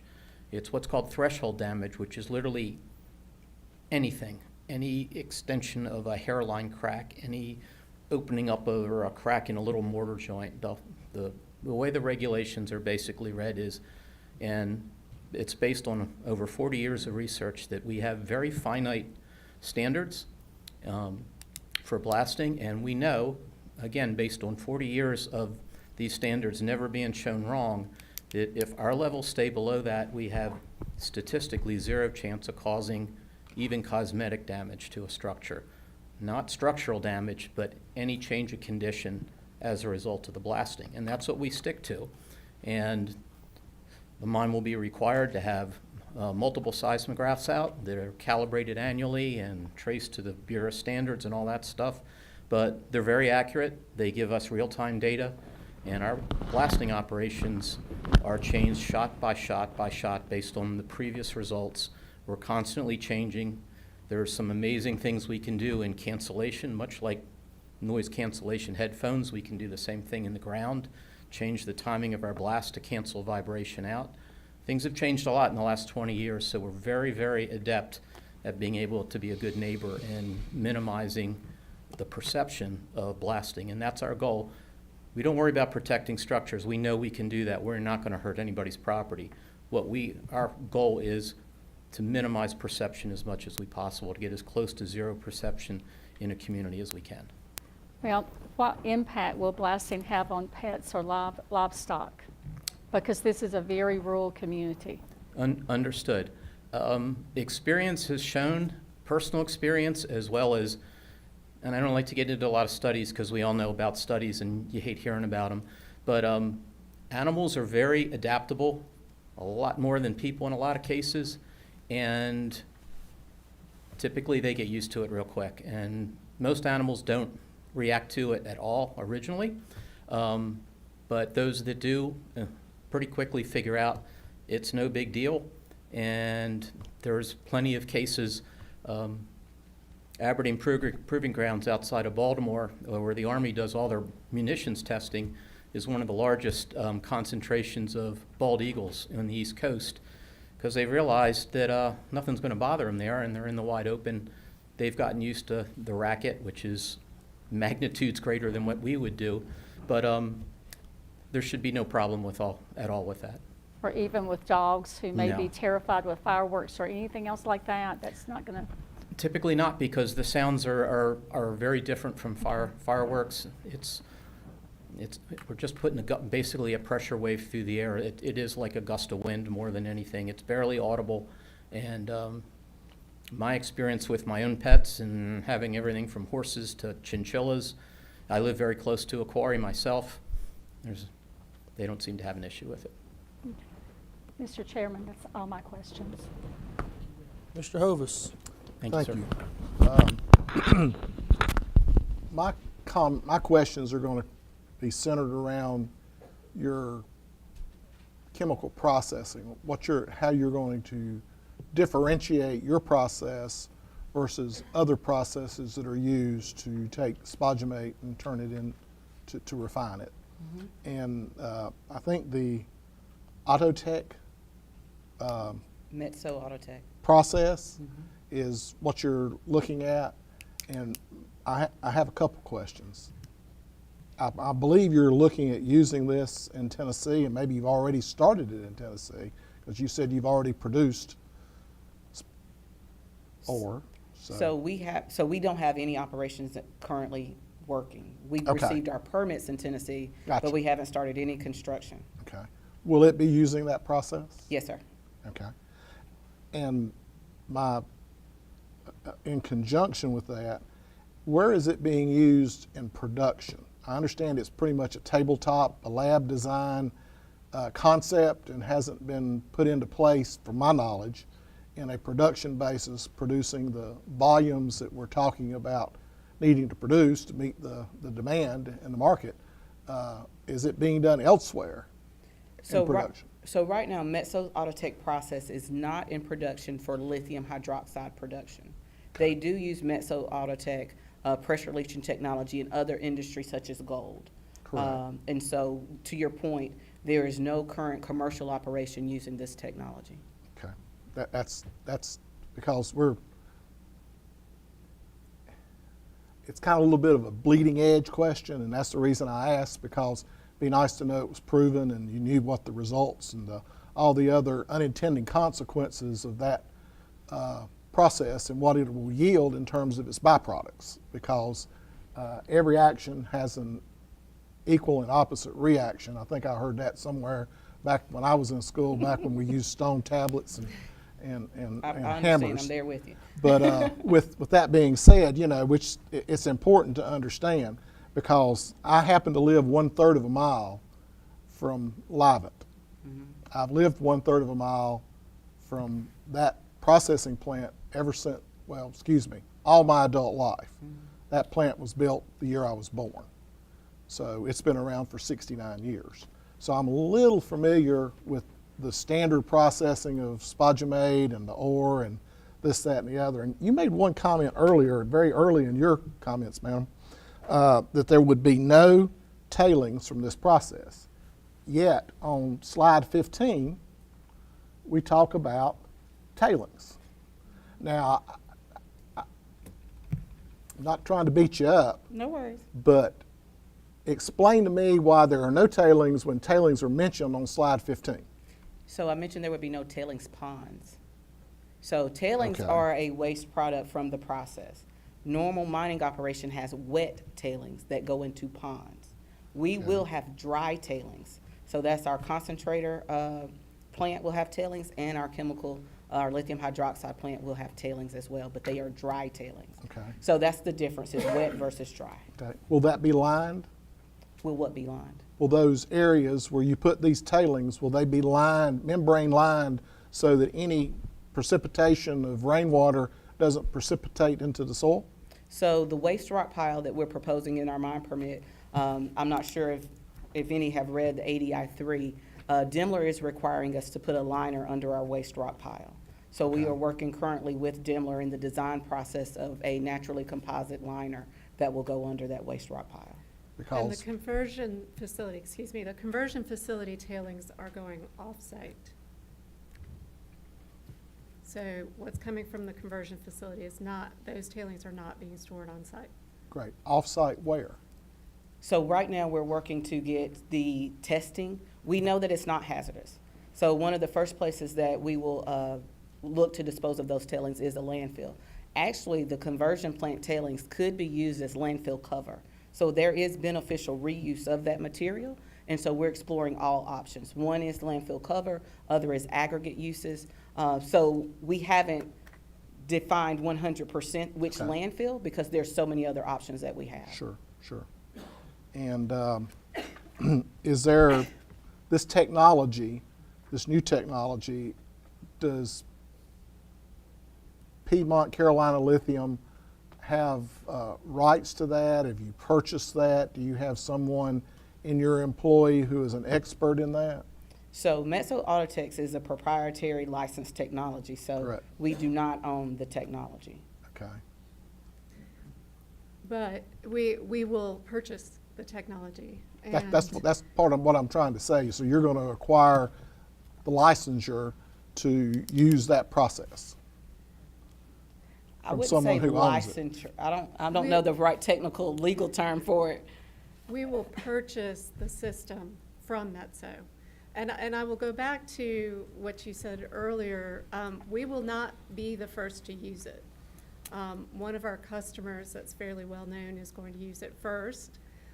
We will use it in Tennessee prior to doing it here. So lessons will have been learned along the way by us in Tennessee. That's our sister plant that will be very much like the one built here, Right. but that one will go first. And it will be used by others before us. Do you have a 90% surety in your mindset that this process will yield the volume of product at the cost necessary to market your final product and not have the other unintended consequences of something that you have that's unforeseen as a byproduct? Based on the pilot testing, and again, as you referenced, the pilot testing is what we've done. We do have confidence that we can produce the product we need at the cost that we've anticipated. Okay. Those are all my questions at this time, Mr. Chair. Thank you. Commissioner Kieger? Yeah, just a couple that have popped up. In another lifetime, I spent 25 years selling industrial valving and controls, and Lithium FMC was one of my top 10 accounts for 25 years. And I actually had the unfortunate experience of being in it wasn't an explosion, it was more piping. Something happened and piping just split and it pulled the valves off, and I got burnt pretty good. I did have a face shield on, but my clothes were burnt. So I understand there's, when you mention that lithium hydroxide is not flammable or explosive, but what about the other materials that you will have to use? I didn't hear anything about those. They've got to be highly flammable and explosive. So the process that you may have been working around or been around during that time was more than likely acid leaching a process. Well, this was in the 80s, 90s. And up until now, production of lithium hydroxide was done with acid leaching, which is a acid that once you heat it, it will burn you. So not surprised, according to that, if that's the process that you were around. Our technology does not use acid leaching at all. That's why we have the Metso Autotech process, which is a pressure leaching process. So we will. So no sulfuric or? We will have, so the acid that we will have will be primarily used for cleaning and for wastewater treatment, not in our Not chemical processing. processing. Okay, and the other question I wanted to ask, two-part, why is it taking so long for the state to issue a permit? And in your opinion, is there any chance the state would deny it? So obviously we get asked that question a lot, why is it taking so long? One of the things that I think we all understand is lithium mining hasn't been done in this area in a very long time. And so the process that the state is going through to ensure that everything that we're doing is adequate, to me, is representative of the diligence that the state is putting into it to make sure it's done right, and for our benefit to make sure that there are minimal risks that we are impacted by through our process. So am I surprised it's taking so long? Not really. I actually appreciate it because I feel like the risks are being mitigated through this process. I forget your second question, I'm sorry. Is there any possibility in your minds that the state would deny it? Obviously, I don't have a crystal ball. If I did, I would already have rubbed it and gotten an answer for that. But what I will say is I feel like we're doing everything we need to do to answer their questions. And as long as we do that, I wouldn't anticipate them denying the permit. Thank you. Thank you, sir. All right, I guess I get the rest of the time. It's going to be allotted here. But first of all, I want to say thank you to the ones that showed up. I want to let you know that this process today, like I stated from the very first time you came, could still possibly be the worst rollout I've ever seen of economic development. Please. I say that. Look at all these people out here in this crowd. And your CEO refused to come tonight. He knew about this meeting months in advance, and we're sitting here today, and we still don't see him. And I got to tell these people that y'all are trustworthy citizens that, hey, want to help them, but he still never comes. That to me kills me inside because I have to answer questions from these people every day. I have media call me every day about this issue, and I have to answer it. But your people, only people that come, I've seen you, ma'am, the 2 meetings, and now we come to this, and he's not here. Is there any reason why he think it's not important?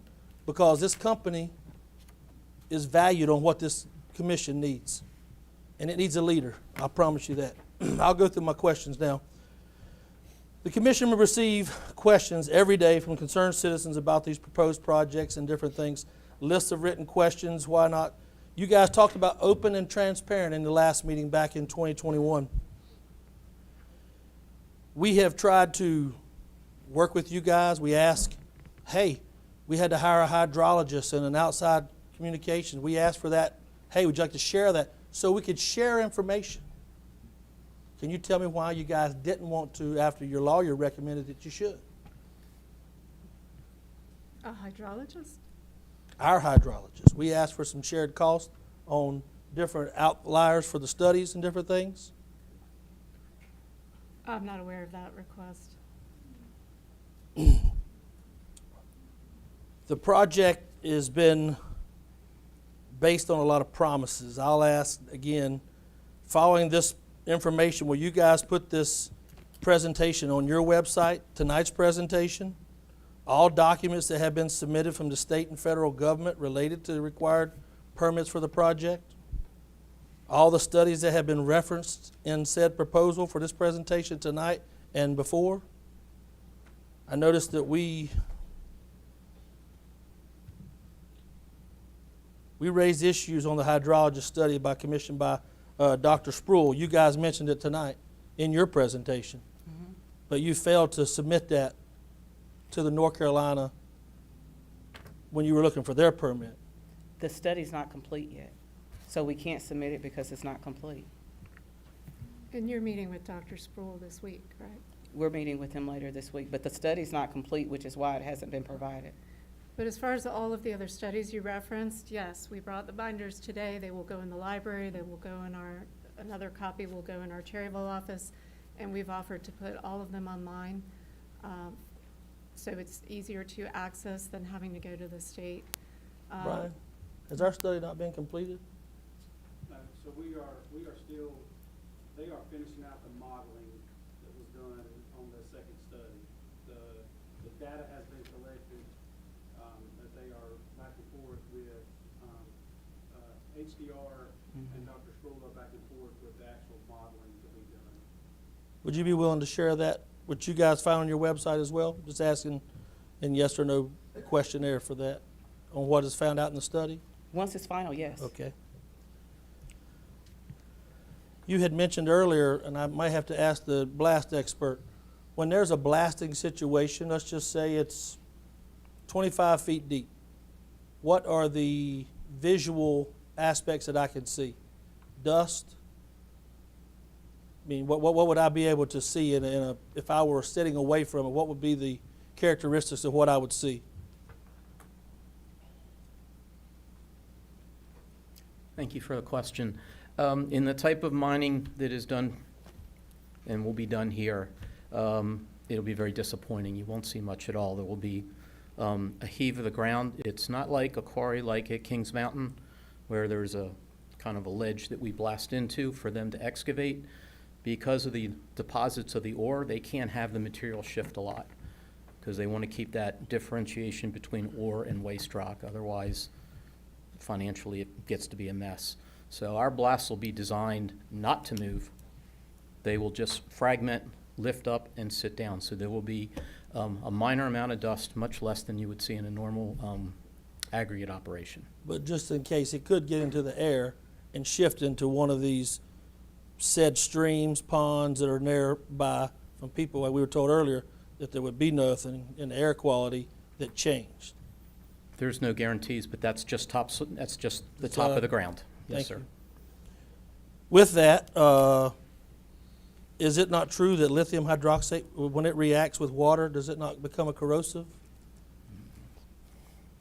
Yes, it is a corrosive once it gets wet.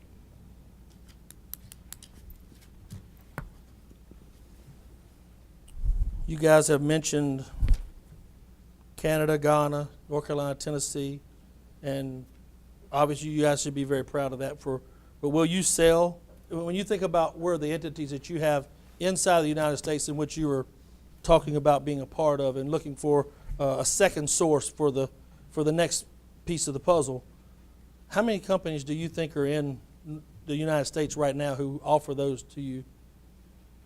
Offer, I don't know, I don't understand. What the you would question. have to make your to be able to put with the battery. How many different companies are out there for resources that you may have as customers to sell to? Oh, okay.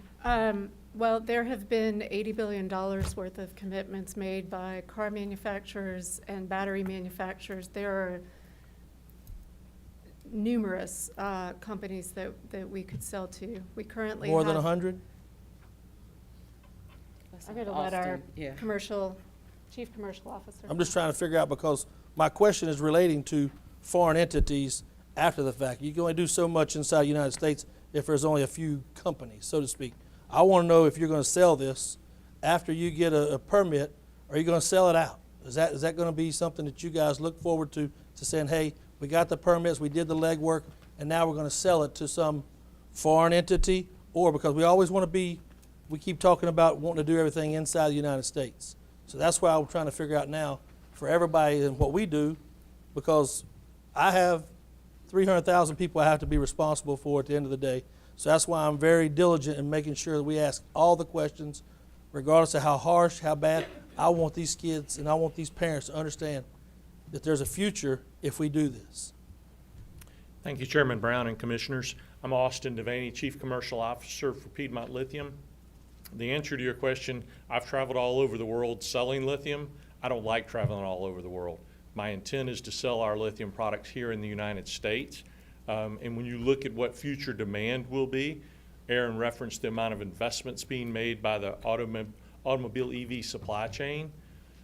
There are battery makers that are within a few hours of our facility. There are battery makers in Georgia, Tennessee, they're in Ohio. And so our customer base, and when you look at what the demand for lithium products will be, will far outstrip the potential supply here in the United States. So all of our product will stay in the United States. All right, thank you. Back to you. If we self-test these, if you guys are self-testing, what happens if a test comes back and it's not within your scope of work? If it comes out outside of irregular boundary, will you shut down the entire plant, or will you just work until you get that mitigated? Which test? This here is usually on the self-testing for the water that you guys are doing. So with water, we will have the ability to retain, depending on which pond those are in, we will have the ability to retain that water before it's released. So we're going to be testing as it goes into the ponds. And if those levels are high, we will, as we talked about before, rest, let it sit and test, and then treat if necessary prior to release. Thank you. I have, like I said, I have questions on like 800 different pages of. Back to the tailings. If the tailings are non-hazardous, why can't they be sent back into the refilling pits? The lithium hydroxide plant tailings, the reason that we chose not to put them in the backfill is because we feel like there is a potential for some items to leach if pH isn't properly controlled. And so therefore, we want to ensure that those materials are properly managed in the proper locations.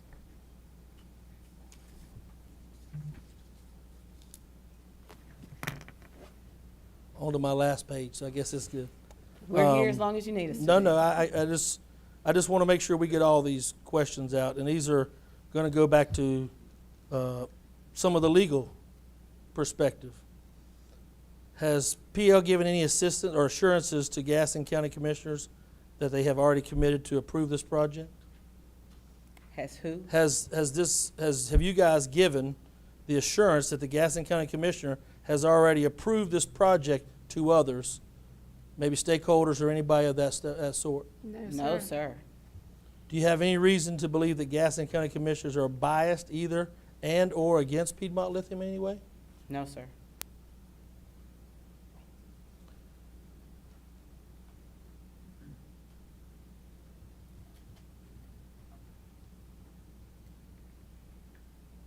Has anyone made any promises to anyone regarding the outcome of rezoning processes from our board or staff? No, sir. No, sir. Are you willing to work with our staff and attorneys to establish land conditions that go beyond the minimums required for the use of the mining permit? We've already been doing so and will continue to do so. I know there's $1 million bond already for closure. Are you willing to accept a higher bond? Yes, that's one of the 4 commitments we were willing to make. Okay.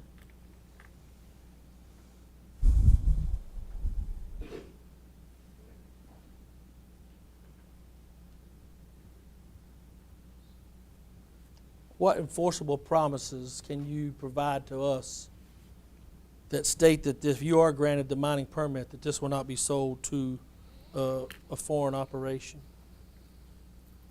Bruce?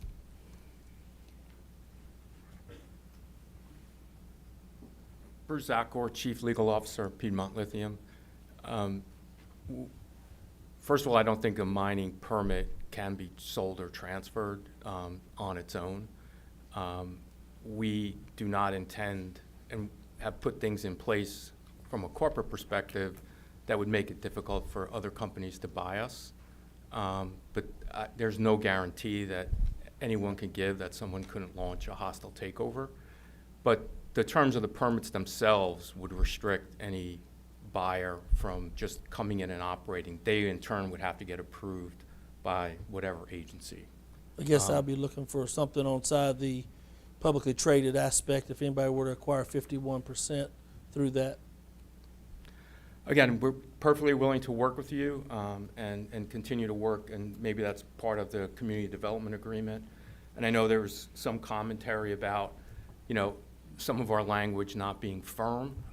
We expect to have all of these issues addressed in the community development agreement, and that's where we will have covenants, and it'll be a contract between us and you. Thank you. And Mr. just Hogan, one go point ahead. on the mine life, I'd just like to make, the U.S. has very specific rules about reserves, and as a public company, we have to adhere to that. So for example, in Canada and Australia, 2 large mining jurisdictions, their rules are a little bit looser, and they could, you know, our mine life would be a lot longer if we were following those rules. But we are in the U.S. and we follow the SEC's rules, and that's the reason for the 11.5-year life, which, as Monica said, we firmly believe just within the mining area that there's a lot more there. We just can't technically say it yet. So thank you for your time. Mr. Hovis. Thank you, Mr. Chair. Your comment about the community development agreement, that was your slide 6 in your presentation today. All of those asterisks appear by every one of those very important caveats that all of these people want to understand, and we certainly want to understand. So I think I understand this, but you correct me if I'm wrong. That's a living document. It's developing, it's being fleshed out as we, along with you and your legal staff, as we move down this corridor. Those items will be discussed and written in a manner that's acceptable to this board prior to the issuance of any kind of conditional rezoning. Yes, that is exactly right, and that's why Okay. we put the asterisks there. This has not been negotiated yet. We No, are but expressing I just- our intentions. Because those 4 points are the 4 major concerns, which you obviously understand. Yes, sir. And if you have any draft language, and you can put draft all over it, it would be good to see where you think some of those are earlier, and then we can tweak it and morph it when we get to that point to where it needs to be. That's part of the transparency issue I think that the chairman was trying to speak to, so that we all are talking openly, and the public can see this openly, and we've got to make, I do not want to see, and this is a Bob Hovis personal comment, I do not want to see northwestern Gaston County become the next Love Canal. And that's the best interpretation and concern that I can express to you to understand, because when the Hallman Beam Mine was constructed in 1954 and mined until the late 80s, There was no requirements for remediation. There was no requirements for return to use. There was no overburden regulation, and that overburden went up 280 feet. And from my son's farm on Dameron Road, in the wintertime when the leaves are off the trees, I can see those rocks. And he lives 3.2 miles away. And I say that just because of knowledge. And these people have very valid concerns, and it's our responsibility as their elected officials to address and mitigate those as much as possible. And that's the reason for our questions. That's the reason for the chairman's comment about transparency. And from what I've heard today, it appears that you do wish to do that, and that's a good check mark on your side. But I am the one who challenged your CEO from this dais in our meeting 2 years ago to come and apologize to these people who he said, his words, had been strong-armed by individuals working on behalf of acquiring these properties by Piedmont Lithium. He said that. Those were his words. You can pull the tape up and look at it again. But I challenged him to come and speak to these people personally, face to face. And you heard what our chairman said prior to that, and that's kind of a little offensive to us, because this is Gaston County, and we are Gaston County, and we will make the decision that's right for Gaston County. Yes, sir. Thank you. No. Please don't. That's why we're This is doing business. We're trying to Mr. do Fraley. Yeah, couple follow-ups, Mr. Chairman. One that hadn't been mentioned tonight is the lighting. The project, apparently it's going to be running 24/7. Is that right? 7 days a week? You know, what kind of lighting are you using, and what can the neighbors expect to, have to deal with on that? Is it going to be like the Bank of America Stadium every night, and the noise, and the trucks going and the lights on? How's that going to affect the area? Well, first of all, I believe you're all aware, there is Gaston County has an ordinance that dictates light, noise, and all of those things that have to be at our property boundary and at certain positions to residents or other properties. We will follow all of those ordinances. So in regards to lights, our lights will be pointed down on our property, and there'll be many buffers around us in regards to natural buffering. Also, in natural buffering with berms and barriers and those types of things. So we're doing everything within our design, one, not only to meet your ordinance, but to be good neighbors in that area to make sure that we're not impacting negatively those around us due to noise and light. So the 500 parcels that have been identified at night, at midnight, when the lights are on, they're not going to be looking out the bedroom window and seeing lights. It's going to be dark outside. No, we can't say I that can't it'll be say dark. that it's gonna be dark. Okay. But I can say that it will meet the ordinance requirements that you all have set for property limits. Well, maybe we need to make those ordinance stricter. Also, this may be a question for the attorney. The contract that was signed with the city of Cherryville, was it your intention that that contract with the city of Cherryville is enforceable? We're using the word intention and intent a lot tonight, so I thought I'd just throw that in. Well, sure. Yes, it was our intent that it be enforceable, and it is certainly my belief that it is enforceable. Well, there are differences of opinion, so that's why I wanted you to get up here and make that statement. I'm happy to make it. I Okay. believe it is enforceable. We have fully intend and expect that we will fulfill our obligations under that contract. And the only way you would even, if we didn't do anything and you sued to enforce it, I believe you would win in court. And that would be the only time you would have to do that, but we expect to fulfill our obligations, and we've already started that, so. Okay, thank you. I have one other question, obviously. Obviously, you guys have agreements all across the board with a lot of people. If someone were to want out of one of those agreements, would Piedmont Lithium be willing to let them out if they change their mind now? You mean property owners? The property owners, if you had someone under a confidentiality signing. I think that's more of a legal question. Sure. I can't speak on behalf of the whole company, but, you know, we haven't forced anyone to close on any property that they didn't want to. So we've actually closed on a lot of properties, you know, at this point. I mean, again, I'm not aware that we've forced anybody to do anything. So if I were to have someone call me and ask me that you had an agreement with, that they were told to get a appraisal, the appraisal came back, it said, let's just use a round number, $20,000. And you guys valued it $6,000, and they said that wasn't a good idea, but yet you said, well, we already have the agreement, we'll sue you and we'll get the property. Is that something that could have been said on PL's behalf? I'm aware that we have agreements out there that have appraisal options in it for the seller. I know there's one in particular, and I'm not going to litigate it up here, but we're, you know, working with, you know, that person and that owner. The way it usually works is if the appraisal is higher, it moves to that side of the ledger, not to our side of the ledger. So it's in fact in their favor. Just wanted you to be on record saying, I guess the problem I have is we all do this all together. We're trying to be good neighbors. We all want to be good citizens to each other.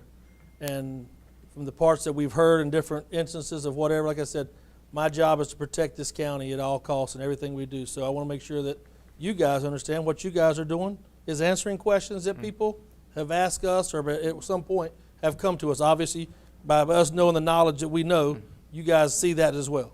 So I wanted to say thank you for coming tonight on that behalf. I'm going to do citizens' comments now, unless you guys have something that you want to finish with. I know that none of the commissioners, are you good? Yep. So go ahead, ma'am. I think our closing remarks are first, as we mentioned earlier, we definitely want to thank you all for your time tonight, for allowing us to answer the questions both that we had previously and the ones that you've had during this time. We want to be good neighbors, as we stated before, and do the right thing. So again, we just want to thank you for your time. Thank you, Agreed. guys. Thank you. And we'll be happy to answer any future questions as What we we'll said. do, we'll take citizens' comments and Okay. then we'll kind of look and see how that looks for us on you guys. I don't want it to be a back and forth between everybody, so I just want to try to get some information to you guys and we'll start there. The citizens, sorry? Yep. The citizens' recognition comment period is not intended or required for the commission or staff to answer any questions, provide a response. Questions requiring response shall be answered as soon as possible through the county manager's office or otherwise directed. The comment period will be limited tonight to 3 minutes per person. As I call your name, please step to the podium, state your name and address for the record, and we will also please adhere that you will see the green light. It'll go to the yellow light, we'll start blinking, and once we get to the red light, I don't mind you taking a few things over, but try to wrap it up as you see the red light. That way it makes it easy, because I don't want to feel like I have to call somebody down and be mean. I try not to be mean, but it's in my nature. So, but what we'll do, I'll call you up. I'll go ahead and do the whole list. That way you guys will see that, and then that way everybody know where they fall in line. But if you want to just come one after another as you see when your time comes up, but I'll keep doing as well. The first one is Sandra Foster. Then it'll be Brian Harper, Locke Bell, Lisa Strapp, Bryson Linhart, Jessica Linhart, Tim Linhart, Rich Pemberton, and Warren Snowden. And that'll be the way that group goes, if that's all right. And then we'll start there, and so it'll be Sandra, Brian, and Locke.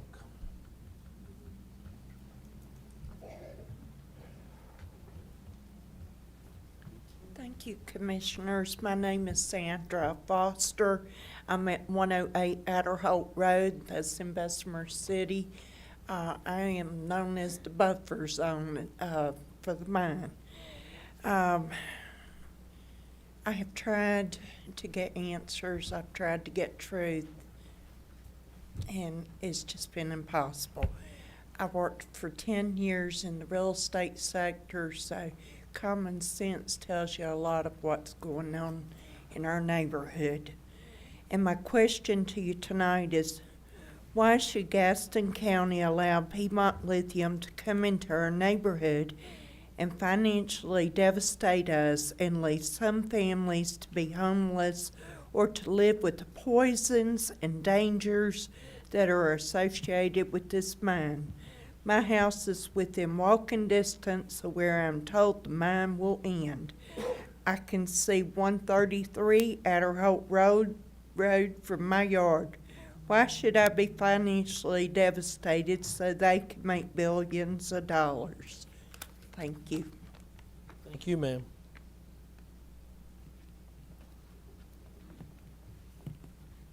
Good evening. I'm Brian Harper. I live at 1953 Hepzibah Church Road.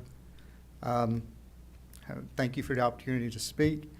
Piedmont says that there will be no damage to homes and businesses from their blasting, yet they have contacted or hired multiple businesses, even out of state, to looking into their blast operations. How can Piedmont say that there is no danger to homes, businesses, and the environment when they still do not know who or how the blasting will be done? And you cannot know how far the shock waves will reach if the size of blast is not known. Will Piedmont tell us tonight the type and amount of explosives that they will be using? If not, then they cannot say what damage will be caused to the wells, homes, businesses, and the environment. Also, Piedmont has told the North Carolina Mining Commission it will monitor itself to ensure that it does not violate any environmental laws. Piedmont also says it will report itself of any violations. For years, Piedmont has been violating county laws by allowing erosion into Beaver Dam Creek. The erosion comes from logging and drilling roads that Piedmont has created. If Piedmont will not monitor and report itself on something as simple as erosion, then why should we believe them to do so with chemicals going into the soil? Also, can you imagine any other mining or chemical producer not being monitored? Do you think that government does not monitor other similar industries such as fracking? Piedmont must pay Gaston County for independent, expert monitoring, which will report directly to the county on at least a quarterly basis. And I will say that my statements are not followed by a disclaimer of forward-looking statements. Thank you.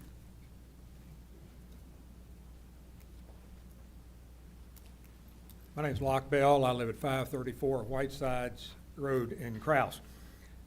One thing we know is that wells will go dry. We just don't know how far out. These ladies tonight have said, well, Piedmont Lithium will look at it, and Piedmont Lithium will decide what they're going to do. Here's some problems. Gaston County has a minimum housing code. It requires operable plumbing. The minute that well goes dry, the people in that house are in violation of the minimum housing code. That then jeopardizes their homeowner's policy. And when your homeowner's policy is canceled, you get foreclosed on.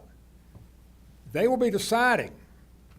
It's taken 2 years and we have no answers for anything. We got no new answers tonight. They'll be deciding the fate of these folks while they're in violation. And I'd like them to answer these questions. One, how do you wash your hair with bottled water? I mean, do you carry your case? Well, they're deciding they're going to give them bottled water. They say they might bring a tanker in. Well, the tanker, how are you going to hook that up to the water line? Some of these houses, you couldn't even get in there with a tanker. How are you going to wash your hair with bottled water? You're going to carry a case in there, and halfway through, you're going to be tripping over the bottom. I'm serious. How are you going to do it? While they're deciding.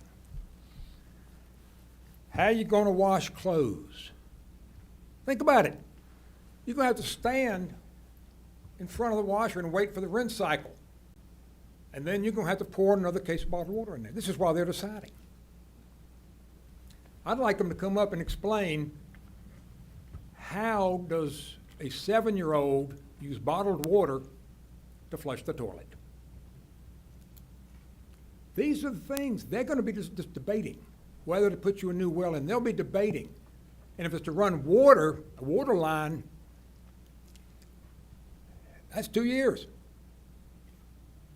It's been 2 years now, we have no idea. You have no idea where they want to run a water line. At least I've never seen any plan showing the water line. For 2 years, people are out there. Or they'll have a tanker parked in their backyard on top of the septic line. No. This whole thing with the water is jeopardizing these folks and many others. It will happen, and these will be the losers. Thank you very much.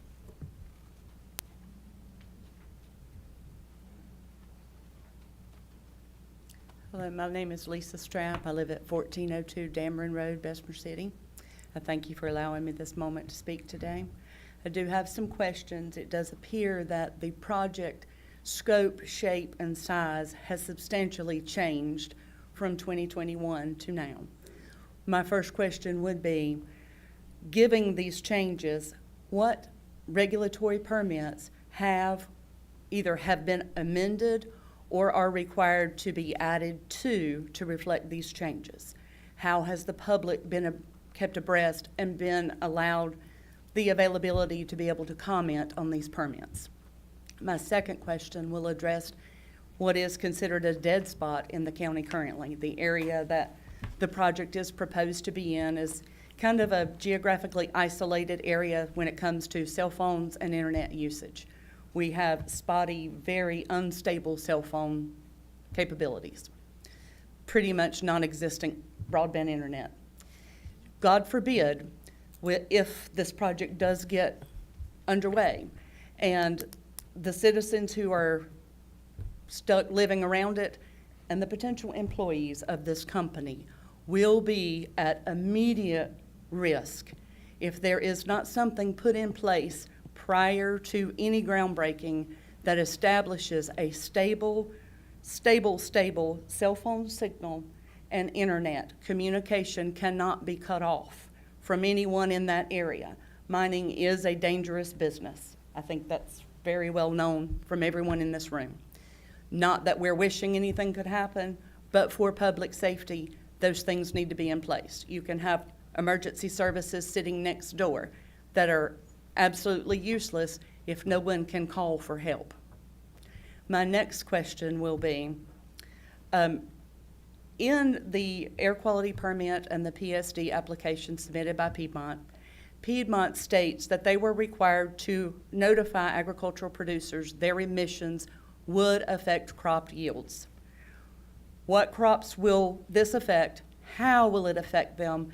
And exactly how are you planning to notify the agricultural community? Thank you.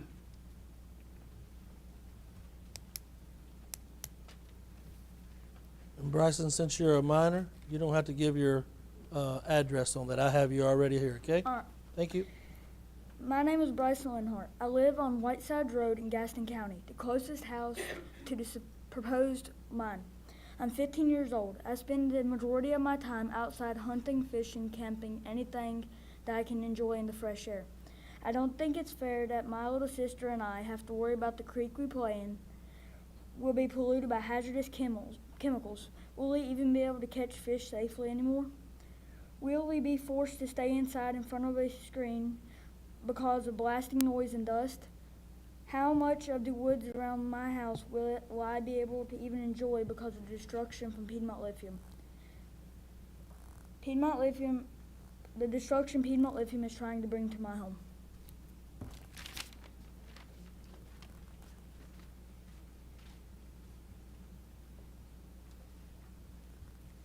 My name is Jessica Linhart. I live at 115 George Pacer Road in Krause. I have a lot here, and I'm going to try to get through all of it. Piedmont Lithium is an inexperienced exploratory company currently holding 3,245 acres, roughly 5 square miles, of residentially zoned property. Their end goal is a lithium hydroxide plant with an operating life of around 30 years and multiple 500-foot deep mining pits operating for, as we know now, about 11 years, per company report of April of last year. According to their mining permit application submitted 2 years ago, they estimated their water usage to be between 828,000 and 3,312,000 gallons per day just for pit dewatering. When asked by the Mining Commission for clarification on their mitigation plan for residential locations in proximity to the mine, they state that it can take up to 45 days for them to drill a new well or to connect to a municipal water supply. How can you possibly drill a well in 45 days if all of the local wells have run dry? What happens if they drag their feet just like they've done with everything else they have been asked to do? Hooking to the water supply will take years. It's already been 2 years and they do not even have a fully implementable plan for obtaining water.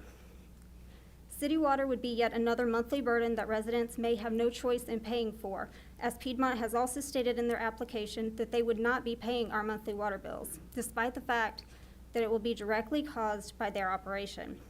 The proposed plan for the water lines, according to their mining application, will take up to 30 months to complete. When Piedmont was asked about arsenic in the water, they responded they do not use arsenic in mining. That answer is deliberately designed to mislead. Arsenic will leach in greater amounts into the water in the pits because of the mine. If Piedmont truly does not believe that this is a common occurrence, I invite any of their employees to go over to Bessemer City, drink a glass of water out of the open pit. As for the chemical plant, the NOAA website lists lithium hydroxide, both powdered and solution forms, as a toxic and flammable substance. Please remember they want to build this facility neighboring a school and a daycare. Piedmont Lithium, in a direct quote, says that in the future, our property could be used for future manufacturing developments, parks, trails, greenways, recreation areas, commercial developments, and solar developments. Noticeably missing from that list are family homes, residents, and rural farming, because they know that the land will be unfit for habitation for hundreds of years moving forward. Instead of the beautiful pastoral views of life-sustaining crops growing that we now have, we are left with man-made and filled craters. Per their application, a toxic lake of arsenic-infused, unusable water and piles of waste rock. I ask, how does any of this, in another direct quote, focus on the safety, health, and well-being of the community? It seems to me that they're focused on the safety, health, and well-being of their paychecks.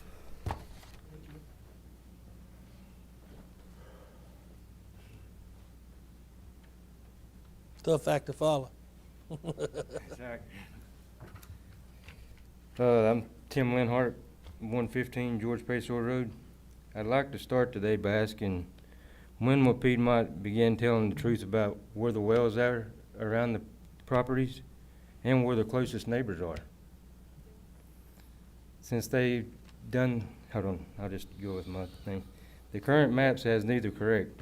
2 years ago, Piedmont presented maps claiming all the wells of neighboring landowners, when shown that the maps were from around 1972. They came back and claimed that the map came back with another map from 2005. From my calculations, from now to then is 15 years. Why do they not have a map for nowadays?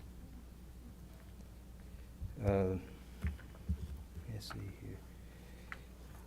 In the map, and I know personally, my well is very shallow at 50 feet, which is not going to last long. And they would know this if they would come and talk to the people instead of sending cookies and saying, hey, come to our office. If they cannot get their public records right, then why should we as landowners believe anything they say? And I personally believe that Piedmont Lithium does not care about the community.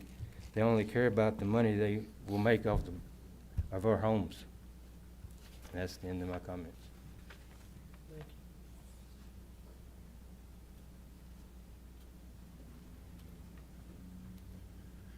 Good evening. My name is Rich Pembleton. I live 927 Long Shoals Road. It's about a mile as the crow flies from the East Pit. Piedmont intends to leave behind a mountain of rock over 280 feet high. It will be about 3 miles from Cherryville. For how many hundreds of years will the citizens of Gaston County have to look at that mess once Piedmont has taken their money and moved away? Since the citizens of Cherryville will be able to see it from their homes, will they get the naming rights to that mountain? And Piedmont has burned down 30 homes around me. These were homes people lived in until Piedmont bought them out. People could still be living in these homes if Piedmont had not burned them to the ground. Piedmont goes to Belmont, says it will help build one Habitat house for a needy family. It puts itself in the paper about it. What about the other 29 families with no place to live? Piedmont does not care about the poor people in Gaston County. And finally, the air quality permit application says that Piedmont intends to operate 24 hours a day, 365 days a year. Is this true, or is it more of Piedmont's not caring what they say on forms and documents and just filling in the blanks? Thank you.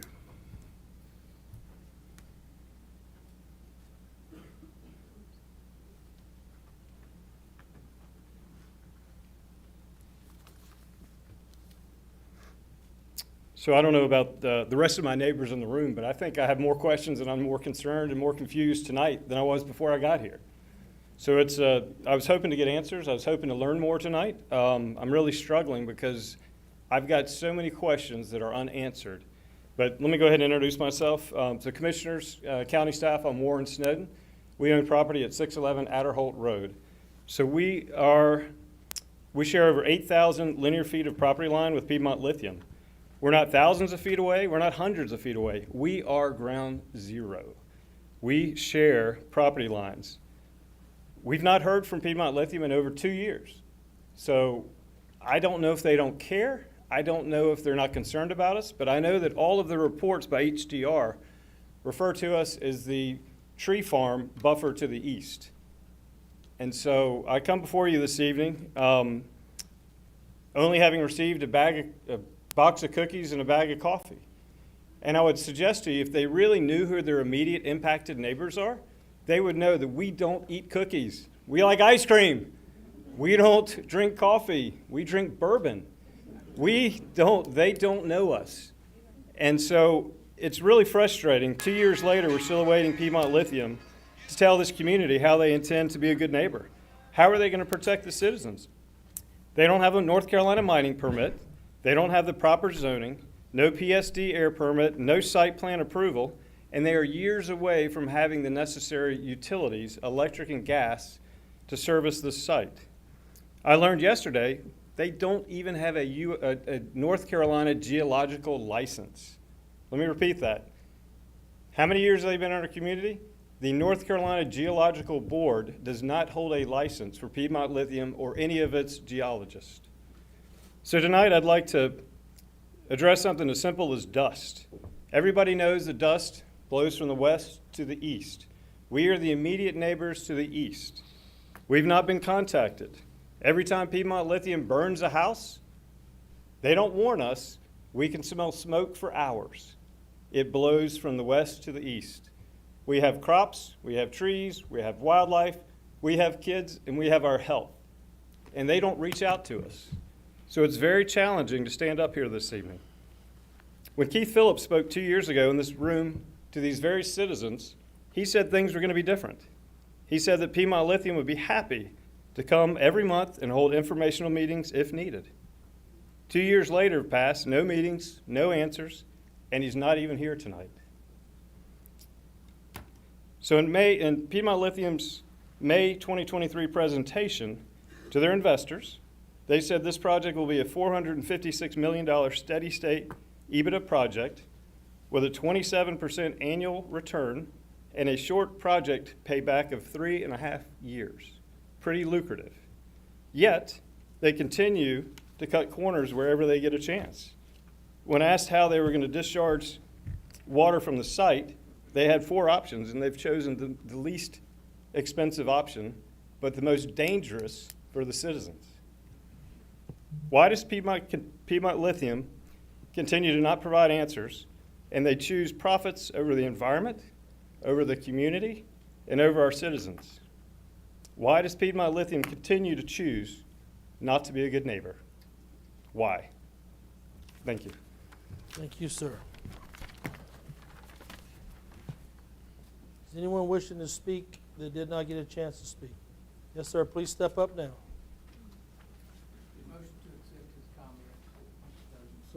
Motion made by Commissioner Worley, seconded by Commissioner Hovis. All in favor? It is unanimous, Madam Clerk.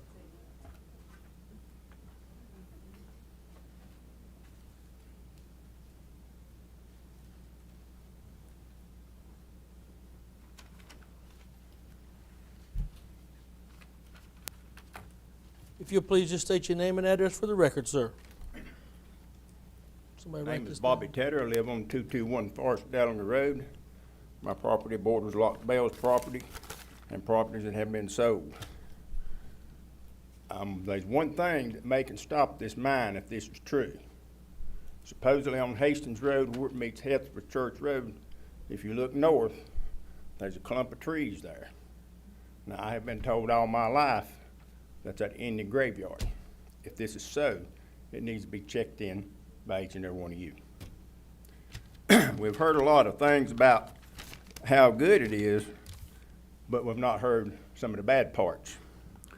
The Columbia Climate School, use of large amounts of water, and I don't think it was specifically how much water was used towards per ton. Related pollution, potential increase in carbon dioxide, mineral waste, increased respiratory problems, alternate hydrological cycle, which messes with the water and the atmosphere also, and the atmospheric system. The concentration of lithium reduced or completely inhibit growth, causes necrosis on older leaves on the trees, reduces chlorophyll, which reduces plant shoot and root biomass, cause less purified oxygen to breathe. And all the trees that cut out, you know what trees do. The necrosis is a scientific term for the death of plant tissues. In other words, it kills the trees. If you're in here and you're old enough to remember Bessemer City when all the trees was dead around there, they said it's not the mine. Well, it wasn't beetles because we didn't have beetles in. You see what's coming out. Every ton mined, from what I understand, if this is correct, there's 15 tons of CO2. Now, I stand to be corrected by you. That's emitted to the air. What's CO2? Is it good for you? No. May include headaches, dizziness, pains and needles feeling, breathing problems, sweating, increased heart rate, high blood pressure, coma, asphyxia, and convulsions. Displaces normal oxygen in the breathing air. Now, this could not be correct, but it says 400 to 2 million liters of water per kilo of ton. I stand to be corrected. You spoke about the slurry, but where's the slurry going? Our water treatment plants can't handle all this slurry, and there's going to be tons of it. The dirty secret is it disturbs the soil water table, causes damage to the local ecosystem. The Army Corps of Engineers, and y'all probably stop me on this. The Army Corps of Engineers say it won't harm the water supplies. Well, they're government affiliated, and the government out of Washington lies every day, and that's a fact. The Chile's Salar Atacama mining caused the region to lose 65% of that region's water. Chile has the world's largest lithium reserves. Lithium batteries also cause air contamination to the air and the soil.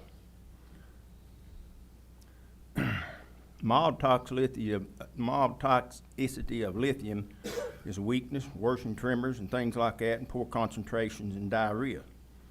From what I understand else about it, if this dust, now don't correct me on this if I'm also wrong, this dust escapes to the atmosphere, it's explosive. And if there's enough moisture in the air and humidity, there's a possibility it can explode. As I said, y'all can correct me on a lot of these matters. That's all I've got. Thank you for letting me have my time. Thank you, sir. but I would like to talk about the Indian graveyard. Yes, sir. What we will do, just for everybody's knowledge, I'm going to ask Piedmont Lithium if you'd like to rebut anything that you guys have heard, give you that opportunity. But what we'd like to do as well, if you don't mind, we'll have, once we get all the questions that were asked from the clerk's office, we'll have our staff send them over to you guys. You guys can do it that way as well, and then we can post that, and we'll send it out, because we have the record of how they signed up for their questions that way. But we want to make it as transparent, if that's okay. Make sure you're okay first, because I got to make sure you're good. So would you care to rebut tonight anything that you've heard or talk, or you'd rather take it as it's up to you guys? Usually we don't do this, but I want to make sure that everybody's on the table for what we need. And certainly appreciate the offer. I think it would be best to not come back and rebut and have a back and forth. Very happy to answer the questions and have that be part of the public record. So what we'll do, just for everybody's forsake, if that's okay, we'll have, once we get the tape, we'll put the questions back in. We'll have them send them to you this week. You guys don't mind, we'll get it by, give me a date there, Esquire. Look down what you got on your phone. You got your phone, that's what I'm asking. What's that date on there? Next Thursday. Next Thursday. 8 and 17, 17th. 17th, we'll have those to you guys. If you can have them back in 10 days, that'll be the 27th. If that's okay, if that sounds good enough, that way we can post that. We'll send it, make sure that if you're on this list, Adam, can you just put a list over there of anybody who spoke tonight, put your email down. That way you'll have them directly to you. And we'll work on that, because what we want to do is make sure transparency is covered through everything we have. But that way, Bill, you and Tom can get with him, and that way y'all can kind of put together some back and forth. I don't want to put anybody on the spot, but I don't want to make sure that we don't run from anything. But I want to thank you guys for coming. Like I said, it's a tough, you knew it was going to be tough. You knew that when you come in here. For you folks who are here in Gaston County, our job as commissioners, we're going to make sure we ask the questions that you want to ask. You guys call. Like I said, somebody called me the other morning at 5 o'clock. It's okay. I don't mind. But we're going to listen. And I'm proud of the staff that we have provided what you guys have done, but I also want to thank the board for putting up with a lot that goes on with this, because it is it's tiresome, but it's also intense, but it also has a lot of purpose. You guys have to understand what they want. It's what's best for what they've been doing for their whole lives. And you guys know how it is when somebody comes in and intrudes on you. It's kind of different, you know. So we want to make sure we're respectful for everybody and what we do. I want to thank you guys tonight for being respectful for each other. This is a hard time, but we're going to get it right, and we're going to make it happen. We're going to make sure that we work hard to answer all the questions that we have, because we're going to keep firing them at you. And that way, you guys, thank you for what's going on. You're good with where we are so far. Okay, good. Are there any other matters that need to come before this board at this time? Yes, Mr. Chair, I have another matter. Yes, sir. This matter concerns the fee schedule for the new South Point Park in the South Point Township. It's the park that we approved the lease agreement with Duke Energy. There is a fee schedule that has been proposed, and I would like to discuss that fee schedule. What I would like to do, if it's pertinent, do you have a problem if we delay that to the next meeting, just because I want to make sure everybody gets the same fee schedule and sees it? That way we're not... I would just like to say we table the fee schedule until such time as we can discuss it further. Did you care to say anything? It's not in place now currently anyway, but right, we're still there's a long way away from nobody that. charging a fee, but I want to see... We can change it as we go forward. Well, my main concern is there's no other park in Gaston County that you pay to drive in and park.